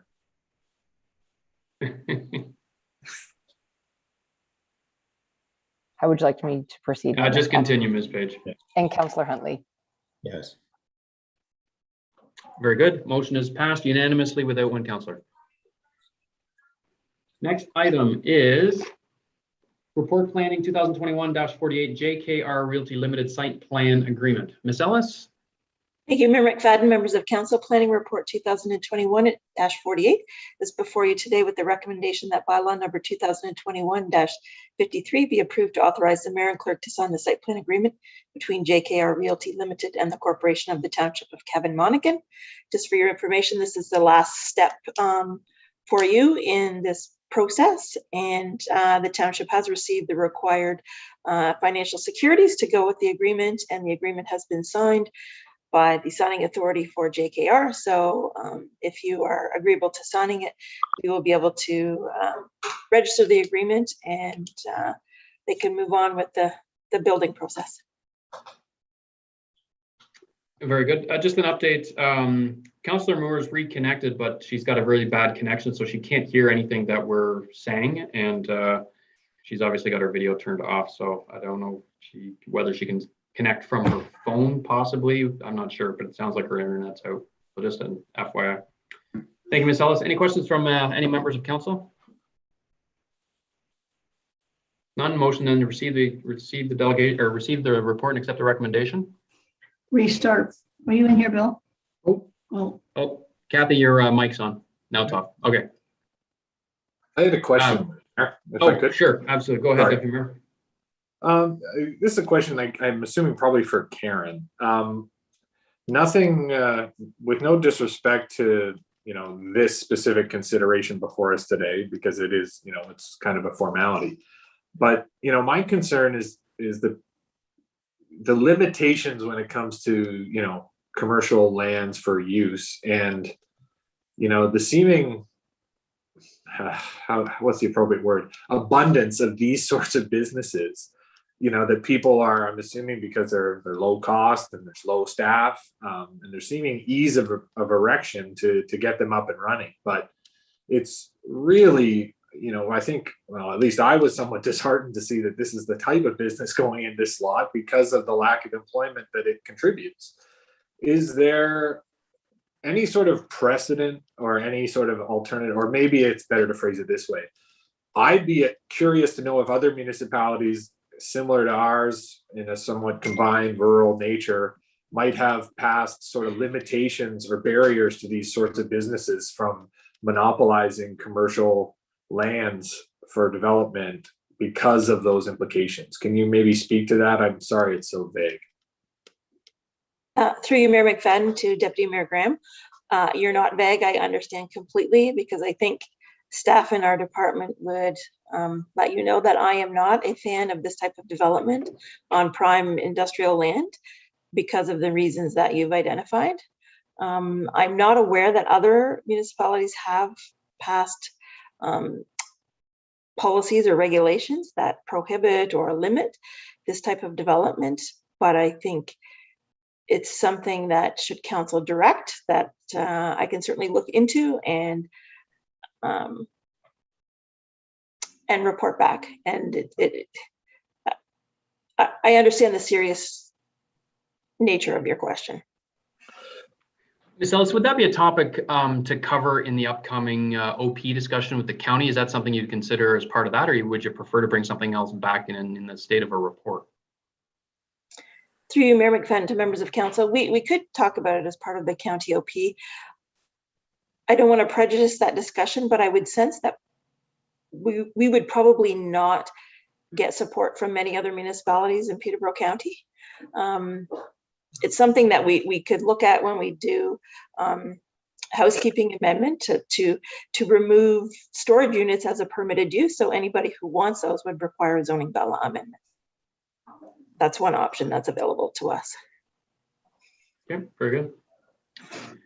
Any other questions from members of council? None, then a motion to receive the report and accept the recommendation. Deputy Mayor Graham. Councillor Huntley. Madam Clerk, recorded vote? Councillor Huntley, Yes. Mayor McFadden, Yes. Councillor Moore,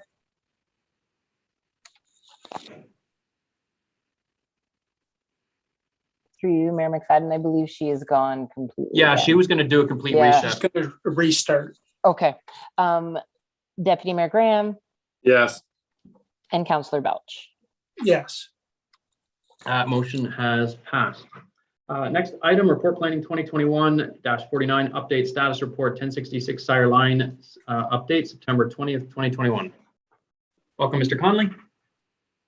Through your worship to the rest of council, good afternoon. What you have before you is planning report 2021-49. This is the update status report with respect to 1066 Sire Line. So the recommendation is that council receive report planning 2021-49 update status report 1066 Sire Line for information. As I have been doing for the majority of council for this year, I've been providing updates at regular council meetings with respect to the work, the background studies that have been done. The background, we've gone over that a number of times. The three studies that were of primacy were the agricultural impact assessment, the hydro-G study, and also the environmental impact statement, environmental impact study. The agriculture impact assessment has been done, and the EIS and the hydro-G are just being finalized with a consultant.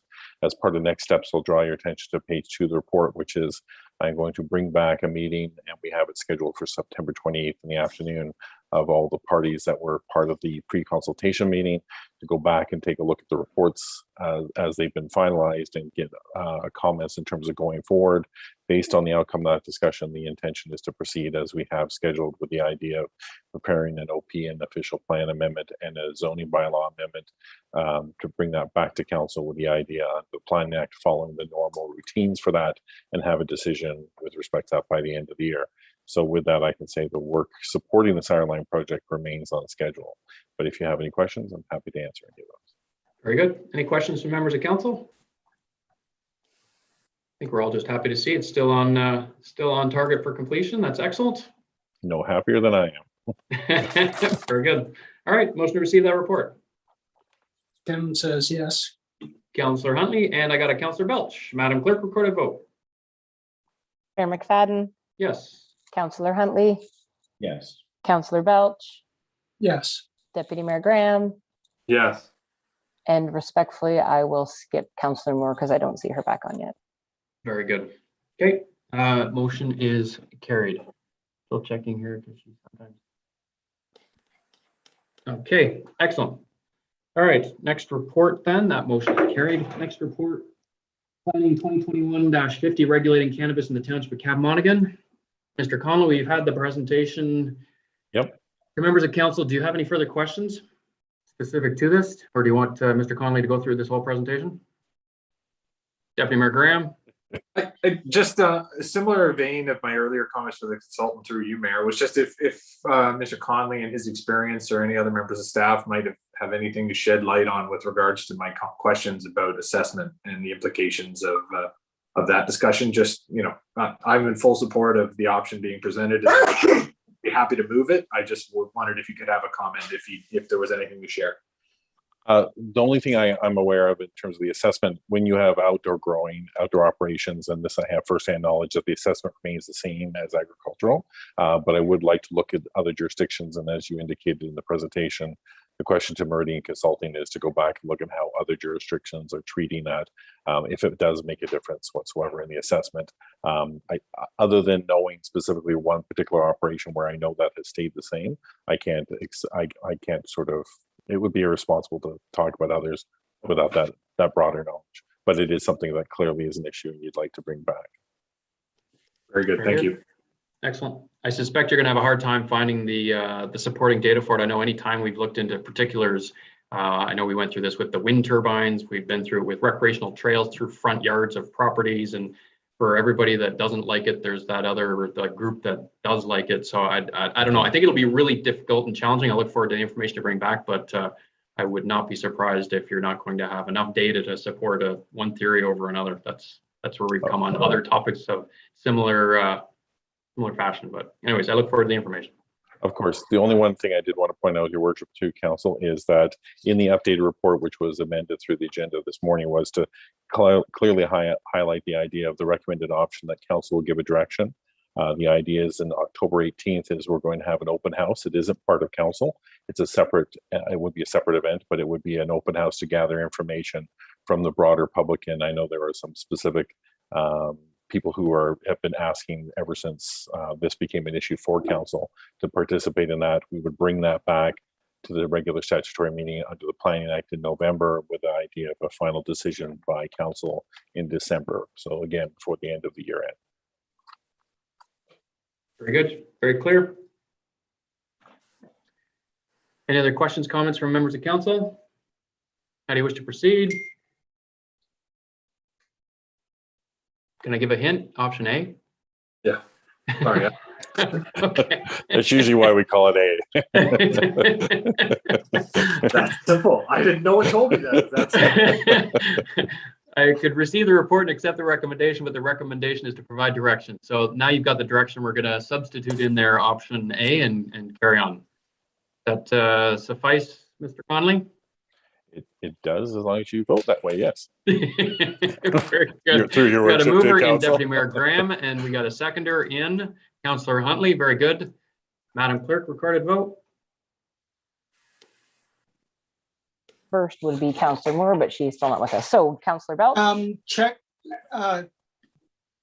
Tim says yes, but I just got a note saying that she's back on. Can you check to see if Councillor Moore is in your system?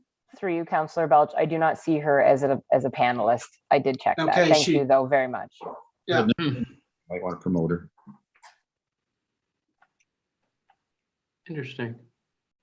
Yeah, she said she can hear us. Okay, give me 1 second here. I don't see her either, Cindy. She's an attendee, Mayor McFadden, so let me just bump her up here. She just came in as an attendee. She was not there before, though, so let's see if this has added her. There she is. Excellent. Welcome to the party, Councillor Moore. Madam Clerk is doing a recorded vote. Mover and seconder were Deputy Mayor Graham and Councillor Huntley to support option A in the cannabis report. Yes. I could hear it all. I just couldn't take part. Very good. Wonderful. So we will start the recorded vote, and Councillor Moore was yes, Councillor Belch was a yes, Councillor Huntley. Yes. Deputy Mayor Graham? yes. And Mayor McFadden. Yes, I'm not going to question. I'm not sure how many times I voted on that, but I was succinct and yes all time. So we still only have 5 votes. We're good. Motion is approved. You still only count for 1 vote, though. Yeah. I apparently I can't carry quorum all of myself. The next report, ECD 2021-05, request for proposal, community improvement plan expansion. Ms. Ayat, welcome. Thank you, Mayor McFadden. The report for before Council, ECD 2021-05, has the following recommendation that Council award request for proposal 2021-01 to DM Wills Associates for the expansion of the community improvement plan across the township for the cost of $29,993.60, with a net municipal HST of $527.88 for a total project cost of $30,521.48. Very good. Questions from members of council? Deputy Mayor Graham. Thank you, and through you, Mayor. Thank you for the work on this, Bridget. You know, we've been having conversations about it for quite a while now. A couple of comments. The discussion about maybe a few of these things are semantics, so I apologize in advance. It's just my nature. So when we allude to this as a township-wide CIP, I wonder if that might be somewhat misleading in the fact that it was supposed to be sort of like a greater township, as in Millbrook gets its kick at the can for its CIP the 1 year, and then the subsequent year it's the let's call it the greater municipality's turn. So I don't want it to muddy the waters that it's, you know, that the Millbrook BIA or the Millbrook area businesses could also participate on those off years, because that was sort of not the intention. So that's my one little comment about the semantics about that. I think the other comment I'll make is with regards to number 3, and it's kind of on a similar line in that I just don't want to be overly prescriptive. And I know the nature of CIPs are to establish the sort of are more focused to a specific area and sustaining or supporting or advocating for certain standards that are consistent in that area to beautify a specific, you know, territory sort of area. Obviously, with a greater township, you know, CIP, my issue is that I don't necessarily want to prescribe the specificity or the conditions that we're trying to pursue to preserve and extend the heritage nuances of the village of Millbrook, and say that businesses in Mount Pleasant or in Cavan need to be in accordance with all of those very specifically established criteria that are there to preserve the unique nuances of the historical village. So as long as I just don't, it sounds awfully prescriptive, like we're just going to take those same, you know, not confinements, but those same sort of pursuits and just say, well, other businesses, if you can look like this, great. And that really wasn't my intention. So I just wanted to confirm with you that there is going to be that opportunity, or if the consultant needs that direction, to make sure that we have a bit more flexibility in that language to understand that, you know, I've got nothing against what's being pursued and the content for the Millbrook CIP. I just think that I would hope that we could have a bit more flexibility rather than just sort of, you know, saying you have to do this in order to qualify, if it might not necessarily be conducive or appropriate for those sorts of other areas of employment. Is that fair? Is that an understood comment? Absolutely. Through you, Mayor McFadden, to Deputy Mayor Graham. Yeah, the intent was not to be prescriptive. I think we just wanted to, if there were elements in the streetscape design guideline that could be, you know, common, you know, let's not reinvent the wheel. We've already got the language there. We've already got the design concept. If it can be transferred over, great. If we can't, then that's fine. Then that's not something that we would do. It's just, we just wanted them to, you know, kind of have that in the back of their mind, that if there's the opportunity to bring forward some commonalities, then to do that. Yeah. Yeah. Okay. And last one more, Mayor, if you don't mind. Go ahead. The only other thing is again, and even in some of the language with regards to this report, like for me, this is not a CIP expansion. It's the creation of a new CIP, and to be, you know, applied in the alternate years that the Millbrook and the current CIP is doing as well, to mitigate any sort of increased burden on the levy. So in that guise, you know, not just in semantics, I really want to continue to sort of focus that I think I have no problem with Mr. Hack committee being involved, and I think it would be really beneficial for their experience and knowledge and familiarity with implementing these successfully and evaluating those, you know, that apply.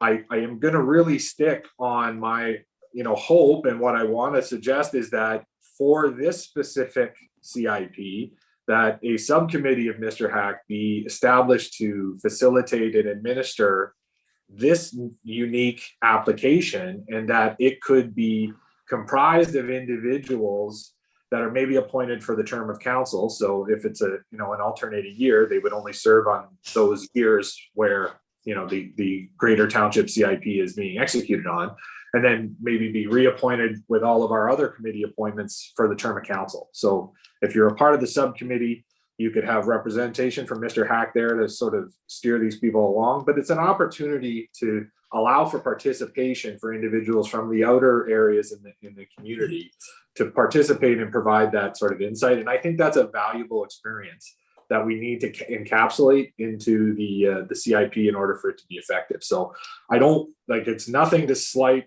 Mr. Hack, and I hope it's not perceived that way. I think there's lots of value to be involved. I just hope that maybe this creation of a subcommittee consisting of, you know, other members when it pertains to them, I think that would be a really advantageous thing to the whole program. So if that can be reflected somehow, I think we're all good. I didn't want it to be missed in this opportunity here. No, absolutely not. That's the message received. And as a matter of fact, you know, the consultant actually recommended that we do an advisory committee, a TAC committee. Certainly, I think we would have members from the Mr. Hack committee as they're a stakeholder, but our goal would be to try and populate it with representatives from the individual hamlets, if we can, or individual wards, if we can't get from each individual hamlet. But the intent is, you know, Mr. Hack is a stakeholder. You know, there are certainly, there was a cultural mapping exercise that was done before my time, and there were culturally significant buildings that were identified outside of Millbrook that were, you know, we'd probably want to make sure that we preserve. And I think some of the members of the Mr. Hack committee were part of that mapping exercise. So having that knowledge and that expertise at the table is good. But the intent is we do want to have some fresh eyes. We do want to have some people from the actual communities themselves shaping the nature of the plan. Excellent. Thank you.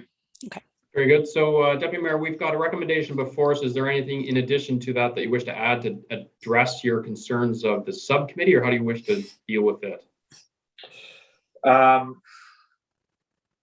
It seems as though that is the interpreted, I mean, maybe as the Mr. Hack representative, maybe Councillor Huntley would like to say something before I answer that, just to okay. Go ahead, Councillor Huntley. Well, I got a whole laundry list of things I want to add. First off, well, Mr. Hack, I mean, the first letter is municipal. So the whole concept of that committee is it's supposed to be representative of everybody in this municipality. So this could provide us with a good opportunity to get a little bit more of an outreach to the different hamlets to get people actually engaged. And I think that's what we've been trying to do all along. So if the Mr. Hack committee looks like it's, you know, a little bit more Millbrook centric, I mean, that's not by design, that's just by how it's played out. So hopefully, you know, that the concept of creating a subcommittee, you know, might not be necessary if we get a broader representation of the Mr. Hack committee, which I'd love to see, and I think the whole committee would love to see as well. The next part of it is when you brought up the whole concept of, you know, year on, year off, I don't think that's even part of why this RFP is on the table. I mean, part of the CIP program for the Millbrook business area is that there's a variety of different programs that can be turned on or turned off in different years, depending on council's discretion. I kind of see, you know, the greater Millbrook CIP and the Millbrook CIP kind of functioning the same way. I mean, there might be a focus on something that, you know, council can direct to. So I don't want to believe that that's going to be prescriptive right out of the gate. That should be left open, and I'm not sure why that's actually part of the RFP consideration. But then the last part of it was talking about the streetscape design component. And, you know, I understand not wanting to, you know, use that in the rest of the municipality. And that's a fair statement. I mean, the problem is you have to have some sort of guideline. That's the guiding principle behind the CIP, is we can't just give, you know, the CIP funds out to anybody, whoever wants it. They have to conform to something. So I think, you know, what Bridget has put down here is saying that something, you know, if we can carry parts of that streetscape forward, let's carry it. If there's stuff unique for these other areas, it has to go in there. Otherwise, it can't be used as a criteria, right? You have to have a criteria to award these things.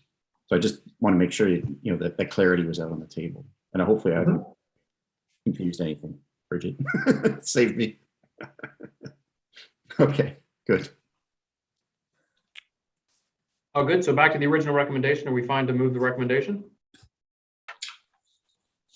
Deputy Mayor Graham? I just don't, I think the one thing, and I appreciate Councillor Huntley's comments. I think the one sort of area that we're still a bit teeter-tottery on, because, and I don't want it to be missed, is how this will be administered. Because I understand the comment about Mr. Act Committee and the role of the committee, and that's all well-intentioned and well and good. But I don't want to miss the opportunity to just, so if we don't get appointees to this committee that represent the other area, well, we'll just administer it anyway. So that to me is a bit of a sticking point to say, if we do seek other representatives from these other areas, and then we fail to receive any applications, so be it. And then I think it would only make sense for Mr. Hack to oversee it in its current form. I also didn't want the opportunity to go to the wayside, because it's my understanding from the structural component, from a financial component, that we're not continuing both CIPs simultaneously in a budget year. One will be for the 1 year, and then the same amount, the same budgetary implication. I think it's about 15,000, if I'm not mistaken, every year. 15,000 1 year will be the Millbrook turn, and then the other year the next year it will be the greater area turn, and then back, and so on and so forth. They're not going to run in conjunction, because the idea wasn't to create an additional burden on the levy for that. But we've had a number of years of successful implementation of the Millbrook CIP, but if my recollection is accurate, which it might not be, we've started to sort of have the same applicants, or not the same number of applicants, because they've already received the successful and benefit from the CIP thus far. So the idea is that by creating this alternate year scenario, we'll be giving a time to elapse, and maybe new businesses to come online, and then they'll have their turn within the given year. So that was my understanding. It could be inaccurate. Maybe Bridget can clarify that. I guess I was going to ask Ms. Ayotte, is this a decision that needs to be made now, or something that we can just deal with at budget time? Through you, Mayor McFadden, to you, Mayor McFadden.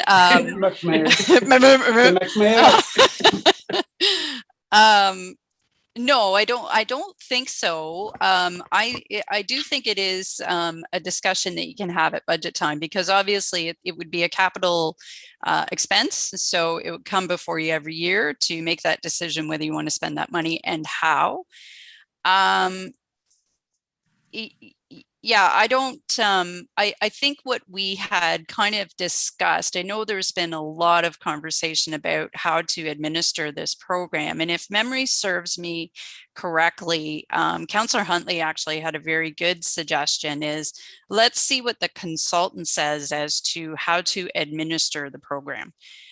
What's the best way to do it, with the understanding, I know where you're coming from, Deputy Mayor Graham. You want to make sure that there's programs available for businesses outside of the Millbrook area, because they have been, they've had 3 years running, they've had access to these programs. Let's see if we can make it accessible to other businesses outside of the Millbrook area. And so that's always in the back of my mind. Keep in mind, there may be programs that we have under the CIP right now that wouldn't really be appropriate for an on-farm diversified use in Cavan. So in that sense, we would be asking the consultant, can you come up with something that would be specific for them? So similar to the sidewalk patio grant, that's really only applies to businesses in downtown Millbrook, essentially.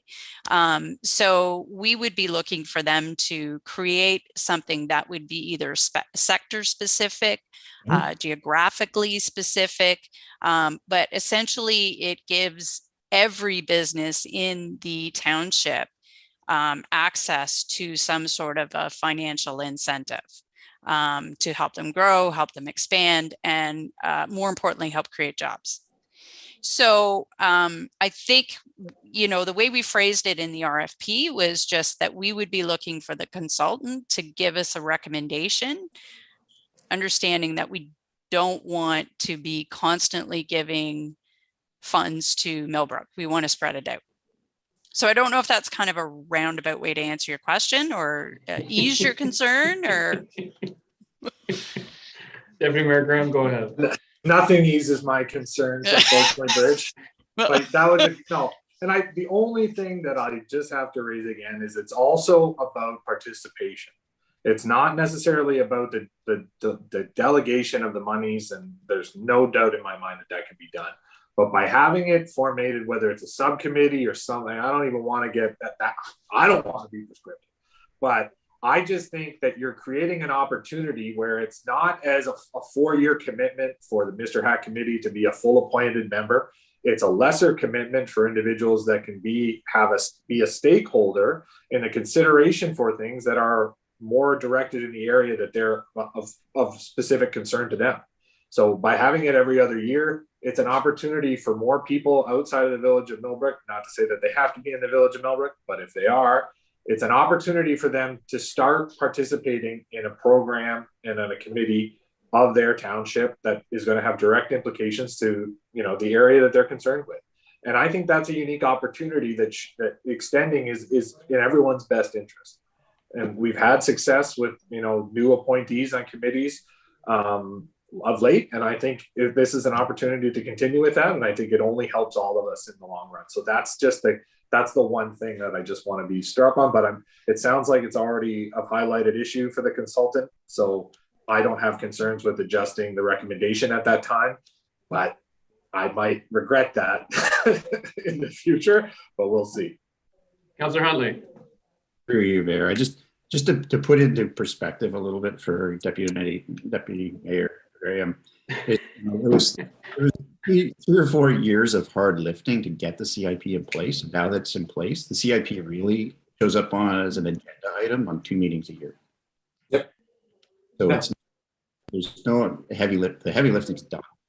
So the whole concept of forming a subcommittee, to have a meeting once a year might not be the most effective. But I'm interested to see what the consultants come back out with. I think we all are. So with that, a motion then to receive the report and accept the recommendation. I got Councillor Huntley and Deputy Mayor Graham. How's that sound? Madam Clerk, recorded vote. Deputy Mayor Graham, Yes. Councillor Huntley, We argued over the same thing. Both of your voices are in my head. I just want you to both know that. 1, 2, either shoulder, right? Yeah. Councillor Huntley, Yes, I said, sorry. Councillor Moore, Yes. Councillor Belch, Yes. and Mayor McFadden. Yes, that was all 6 votes that time. Motion is carried. Next item, thank you very much, Bridget. Next item is Report Public Works 2021-16, Traffic and Parking Bylaw number 2021-54. Mr. Hancock. Thank you, Mr. Mayor. Through you to council, this is an annual update on our traffic and parking bylaw. So the recommendations before you are, number 1, that council approve the traffic and parking bylaw number 2021-54 being a bylaw to regulate traffic and parking within the limits of the Township of Cabmonaghan and repeal the previous traffic bylaw number 2019-25. Specifically, the recommendations is under item number 2 is that council approve the following speed limit reductions. Bland Line being reduced from 80 kilometers per hour to 60 kilometers per hour between County Road 10 and Jones Quarter Line. Number 2, Stewart Line be reduced from 80 kilometers an hour to 60 kilometers per hour between County Road 10 and Drenol Road.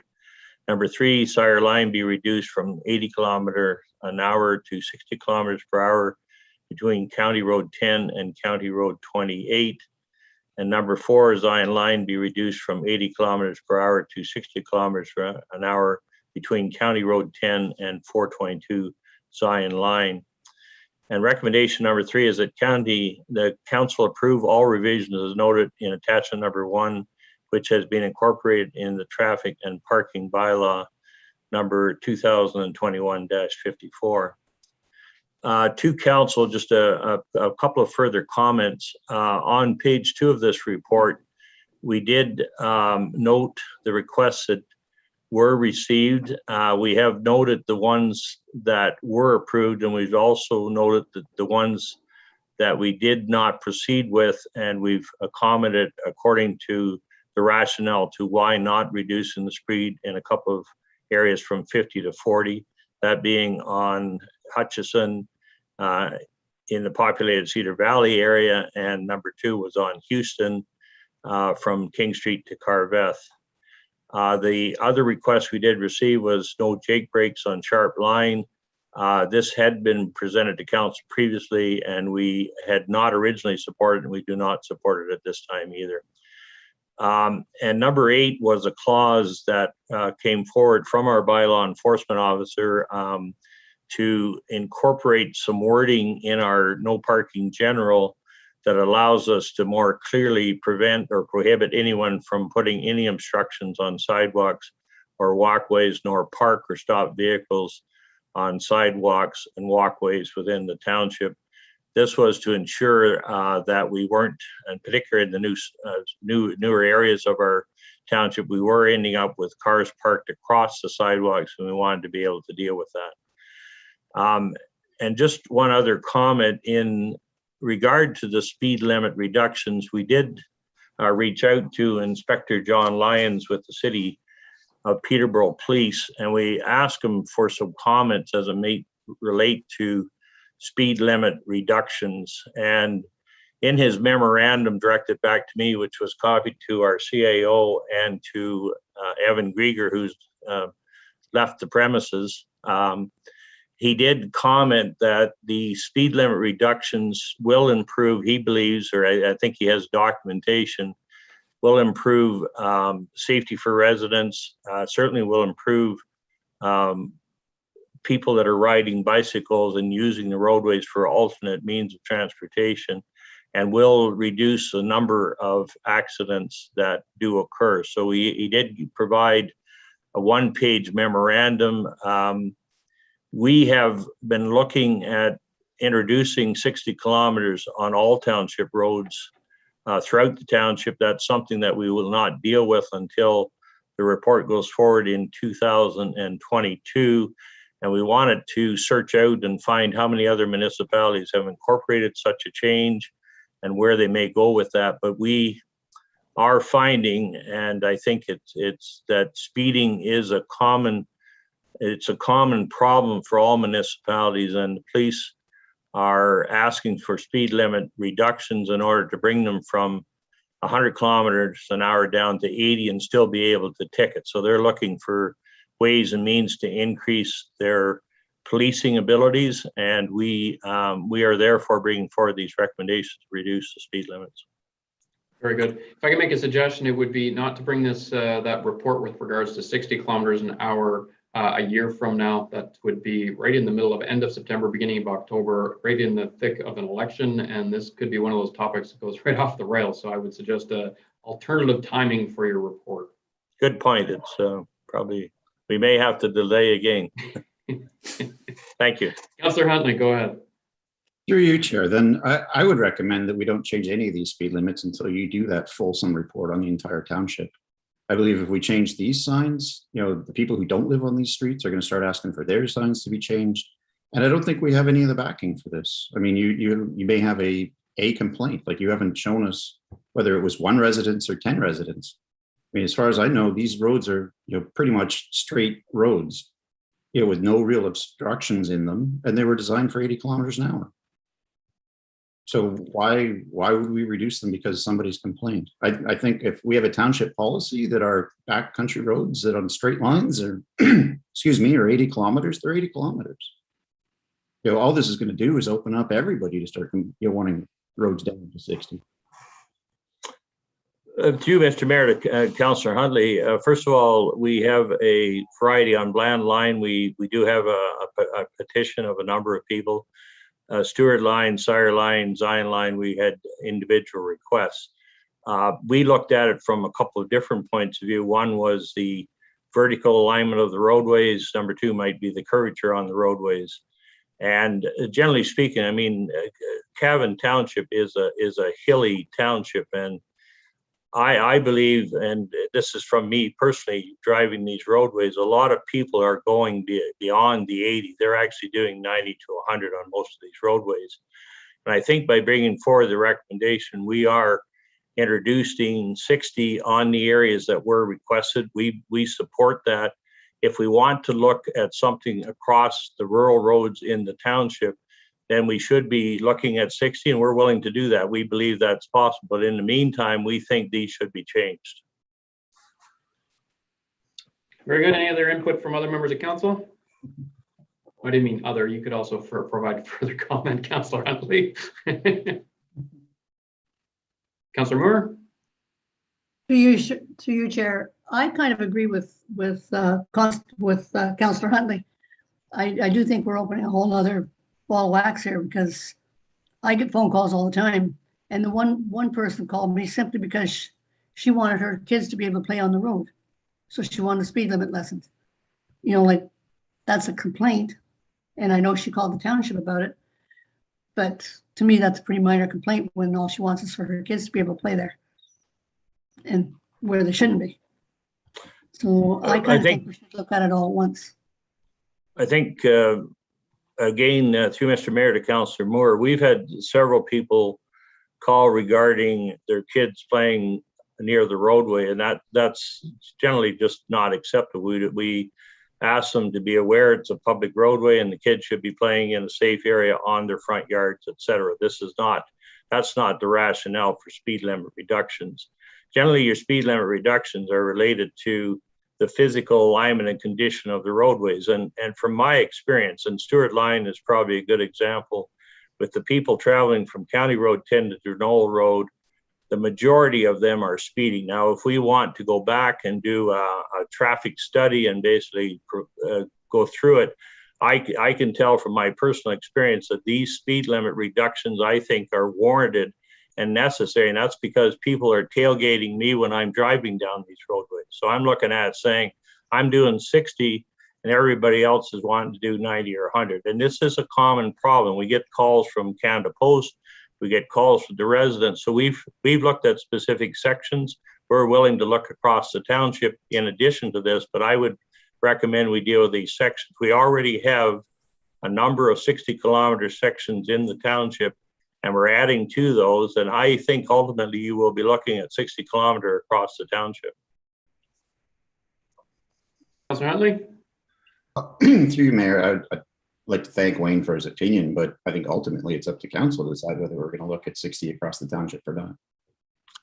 I 100% agree there, Councillor Huntley. This bylaw is before you for your decision. I'm just providing my comments, and those are my professional and personal comments. So as you know, council has the right to decide accordingly.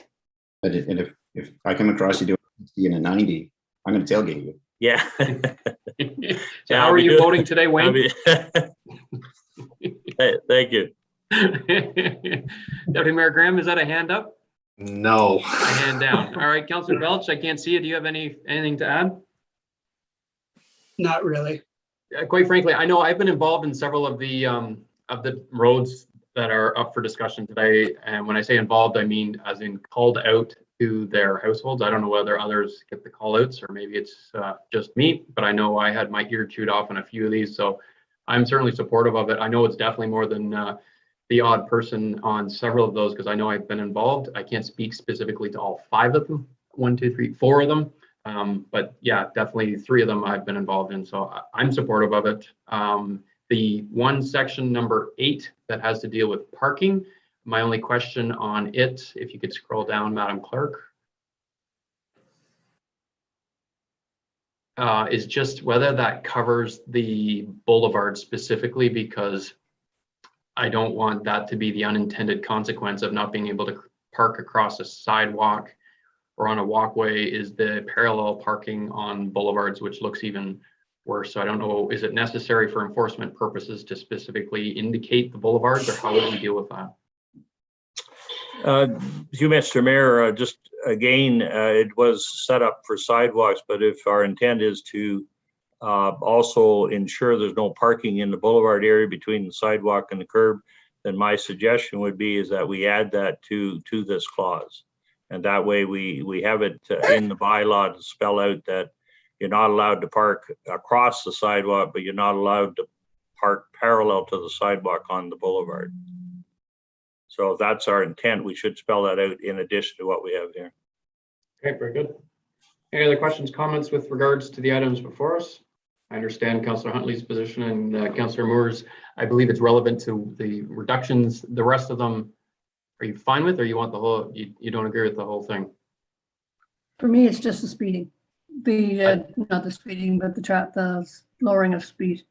So just for clarity, is that just item 1? Sorry. Two. Item. That's item 1 because it's Oh, already. sorry, 2. Yeah. Yeah, Affects item 1 and 2, Mr. Mayor. yeah, both of them. Yes, but you'd have to do number 1 to deal with all of the other 3 to 8, wouldn't you, or no? We have incorporated those, Mr. Mayor, in the bylaws. So if council decides not to reduce the speed limits on the ones outlined in section 2, then we would have to remove those from the present bylaw before you. Gotcha. It is included in bylaw 2021-54 in the attachment. Okay, very good. How's the rest of council feel? I'm willing to make a motion just to support what we've got before us, and we can go from there, or you can go the other route and pull it off and vote. I'm amenable to what council wishes to do. Everybody can vote today but Wayne. Councillor Huntley? I would move that we remove item 2 and the bylaw comes back to reflect that at a later date. Okay, very good. And second for Councillor Moore. Any discussion on the motion? None. Madam Clerk, recorded vote. Through you, Mayor McFadden, can I just confirm with the Director of Public Works that would mean that there's no changes to the bylaw, or would that include the other 8 components that are still on there? To the clerk, Cindy, it would mean that the section that was changed where the 60 km/h, including these 4 streets, would be revised to have those removed, but we'd still have the change in the clause on the parking on sidewalks, etc. There is no, it's just those changes that, so the bylaw would come back with only the sidewalk issue and these 4 sections of reduced speed limit removed. That's the intent, I believe, is it not, to council? Yes. I think that's the intent of the motion. And just a question of clarification. It's clear that this motion is not to support subclause 1, 2, 3, and 4 of number 2. Is it necessary to bring the whole bylaw back to another meeting, or can you simply, the bylaw that's presented to us today, simply have items 1, 2, 3, and 4 removed out of it? Just more of a, oh, we got Mr. Phillips, go ahead. Sorry, through you, Mayor. I wasn't expecting to see that so quick. I was going to let you finish. I just want clarification on if we were adding the boulevard portion to the sidewalks. Sorry. Yeah. Oh yeah, good question. Councillor Huntley, was it your intent and the mover and the second to include the boulevards as part of number 8? Councillor Moore? For me, it is the boulevard as well as the sidewalks. Okay, Councillor Huntley, amenable? Fair enough. Yes. Okay. And Deputy Mayor Graham, you're good too. Well, no, actually. Okay, go ahead. So I have an issue, like I'm familiar with the boulevard issue and I understand the intention, but what alternative have we provided them? Like, I mean, it is theoretic, you know, like I understand the aesthetic, but from a practicality standpoint, if you're going to have hopefully COVID's over, people are going to want to get together, and there aren't visitor parking allotments available in the subdivision. So I think we're being a bit overly prescriptive when we come to that from, you know, an aesthetic standpoint. If they can make, like, having been to many friends' houses where there is boulevard parking and it's the only option that doesn't require you parking at some public park that could be upwards of 1 kilometer or 2 kilometers away. I mean, it's there, it's paved for that purpose. It's a bit of a hassle to, you know, back in and out of, and, you know, I understand it from an aesthetic, it's not great, but I mean, we haven't provided enough I don't think there's an alternative because we don't want the parking on the street for snow removal. And I just think I think it's overly prescriptive. I think you want to be clear though, the suggestion of including the boulevard isn't just for the paved portion, it would also be the grass portion. So that would include the grass portion that they would be permitted to park on. That was the part I was concerned about. Maybe we're not talking, maybe when we say boulevard, we're not talking the same thing. The part between the sidewalk and the road. Yes. So yes, you can park across the boulevard if it's a double car garage, then you would be able to sit just on the paved portion. But I think it's the intent, my intent anyways, is more concerned relative to if you pull forward and you now park on your front lawn on the boulevard still, but on the grass portion. So that's the part that I'm specifically trying to eliminate. Got it. So as long as it doesn't pertain to the actual driveway surface, I don't have a problem. Okay, so maybe we can reflect that. Maybe we can reflect that then in the motion. It's specifically the grass portion of the boulevards. I think we're all on the same page then. Okay. I see Wayne nodding. I think, Mr. Mayor, we probably, I mean, if council elects to not go forward with the speed limit reductions, I think we'd be better to bring back the bylaw amended to have those back at the 80 as they are now. And with the boulevard area, we should be specific, and we should bring the bylaw back with the clause to say not across sidewalks and not on grassed areas of the boulevards. And that way we'll bring it back to council at the next meeting, and therefore the wording will be correct and everyone can have a look at it. I think that would be best in this situation. I think that sounds like a wonderful recommendation. Okay. Anything else to say with regards to the current motion that's on the floor, which is the recommendation minus item 2, and that the bylaw be brought back to a future meeting to deal with the boulevard issue? Correct? We got a mover and a seconder already, so we're almost ready to go to the recorded vote. Deputy Mayor Graham, go ahead. Yeah, I'm not going to vote in favor, but I'm just highlighting that doesn't affect my stance on the boulevard issue for the clarity. So I just don't want that to be muddied. I know it's weird to forecast your vote. I just letting you know that the boulevard issue, I'm still with you on. Very good. Okay, Madam Clerk, are you clear? I would say in collaboration with the Director of Public Works, we can draft a final motion. So recommendation number 1 stands as it is, and then recommendation 2 is an amended bylaw be brought back to council at a future meeting to include the wording or the revised wording around boulevards. Correct. 1 is there, 2 is gone, 3 to 8 is there, 8 coming back with a modification. That's the simple version. 3 is not, though, Mayor McFadden. I just want to make sure, because we're not approving this bylaw and those revisions. So it's just 1, 4 to 8? So I think this is where you're getting held up. Through you, Ms. Kavanaugh, can you please go down to the next page?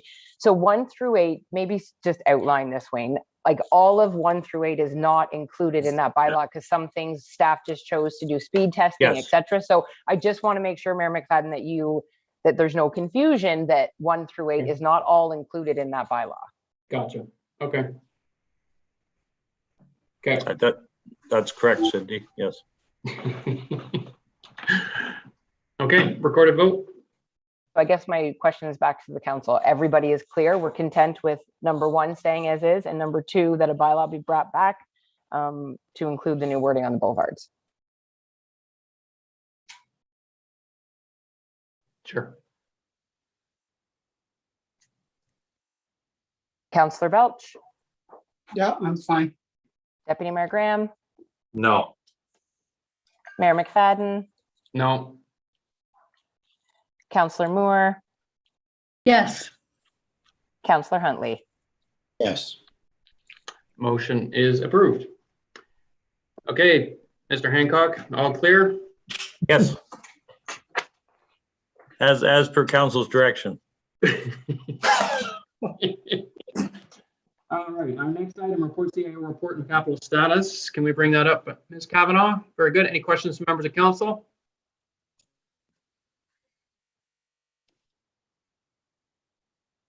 None. Very good. Motion to receive. Deputy Mayor Graham, Councillor Huntley, Madam Clerk, recorded vote. Councillor Huntley. Yes. Mayor McFadden. Yes. Councillor Moore. Yes. Deputy Mayor Graham. Yes. And Councillor Belch. Yes. Motion is approved. Next item is council committee verbal reports. Councillor Belch.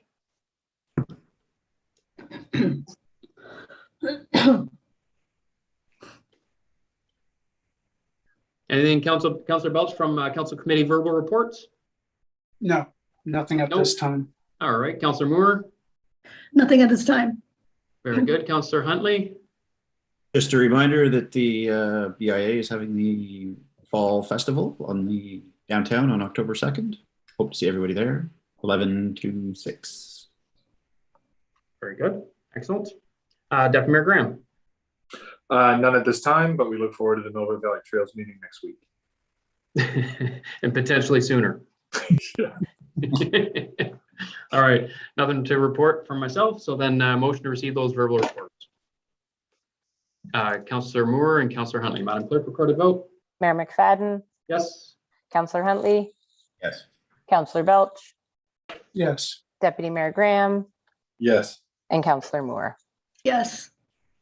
Motion is approved. There's no general business, no correspondence for information, no correspondence for action. Bylaws, being bylaw number 2021-52, being a bylaw to amend bylaw number 2018-58 as amended, otherwise known as the Township of Cab-Monaghan zoning bylaw, and bylaw number 2021-53 being a bylaw to authorize the execution of a site plan agreement between JKR Realty Limited developer and the corporation of the Township of Cab-Monaghan, the municipality, be read a first, second, third time, signed by the mayor and the clerk, and the corporate seal attached thereto. Moved by Councillor Moore, seconded by Deputy Mayor Graham. Madam Clerk, recorded vote.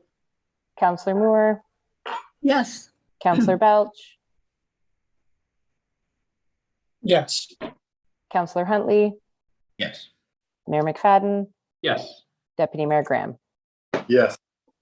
Motion is approved. There's no unfinished business. Any notices of motion? And confirming bylaw being bylaw number 2021 Madam Clerk, do you want that to be 54? No, through your McFadden, let's just leave it as it's posted, and we will just say that that motion, that bylaw did not come forward. 54, I'll make a note. Okay. Being bylaw number 2021-55, being a bylaw to confirm the proceedings of the meeting held September 20, 2021, be read a first, second, third time, signed by the mayor and the clerk, and the corporate seal attached thereto. Moved by Deputy Mayor Graham, Councillor Huntley. Madam Clerk, recorded vote. Deputy Mayor Graham, Yes. Councillor Huntley, That'd be a yes, Councillor Huntley. perfect. Then I Oh, there you go. But we can't hear him. I couldn't hear you, sorry. Councillor Moore, Yes. Councillor Belch, Yes. and Mayor McFadden. Yes, motion is approved. Motion to adjourn. Councillor Huntley and Deputy Mayor Graham. Madam Clerk, recorded vote. Councillor Belch, Yes. Deputy Mayor Graham, Yes. Mayor McFadden, Yes. Councillor Moore, Yes. and Councillor Huntley. Yes. Motion is approved. Meeting is adjourned. Just a reminder, everybody, get out and vote. Upcoming meetings, Municipal Revitalization and Heritage Advisory Committee meeting September 23rd, 2021 at 9 a.m. via Zoom. Millbrook Valley Trails Advisory Committee meeting September 27th, 2021 at 5 o'clock via Zoom, and the Millbrook Downtown BIA Board of Management meeting October 7th, 2021 at 8 a.m. via Zoom. Thanks, everybody. Bye.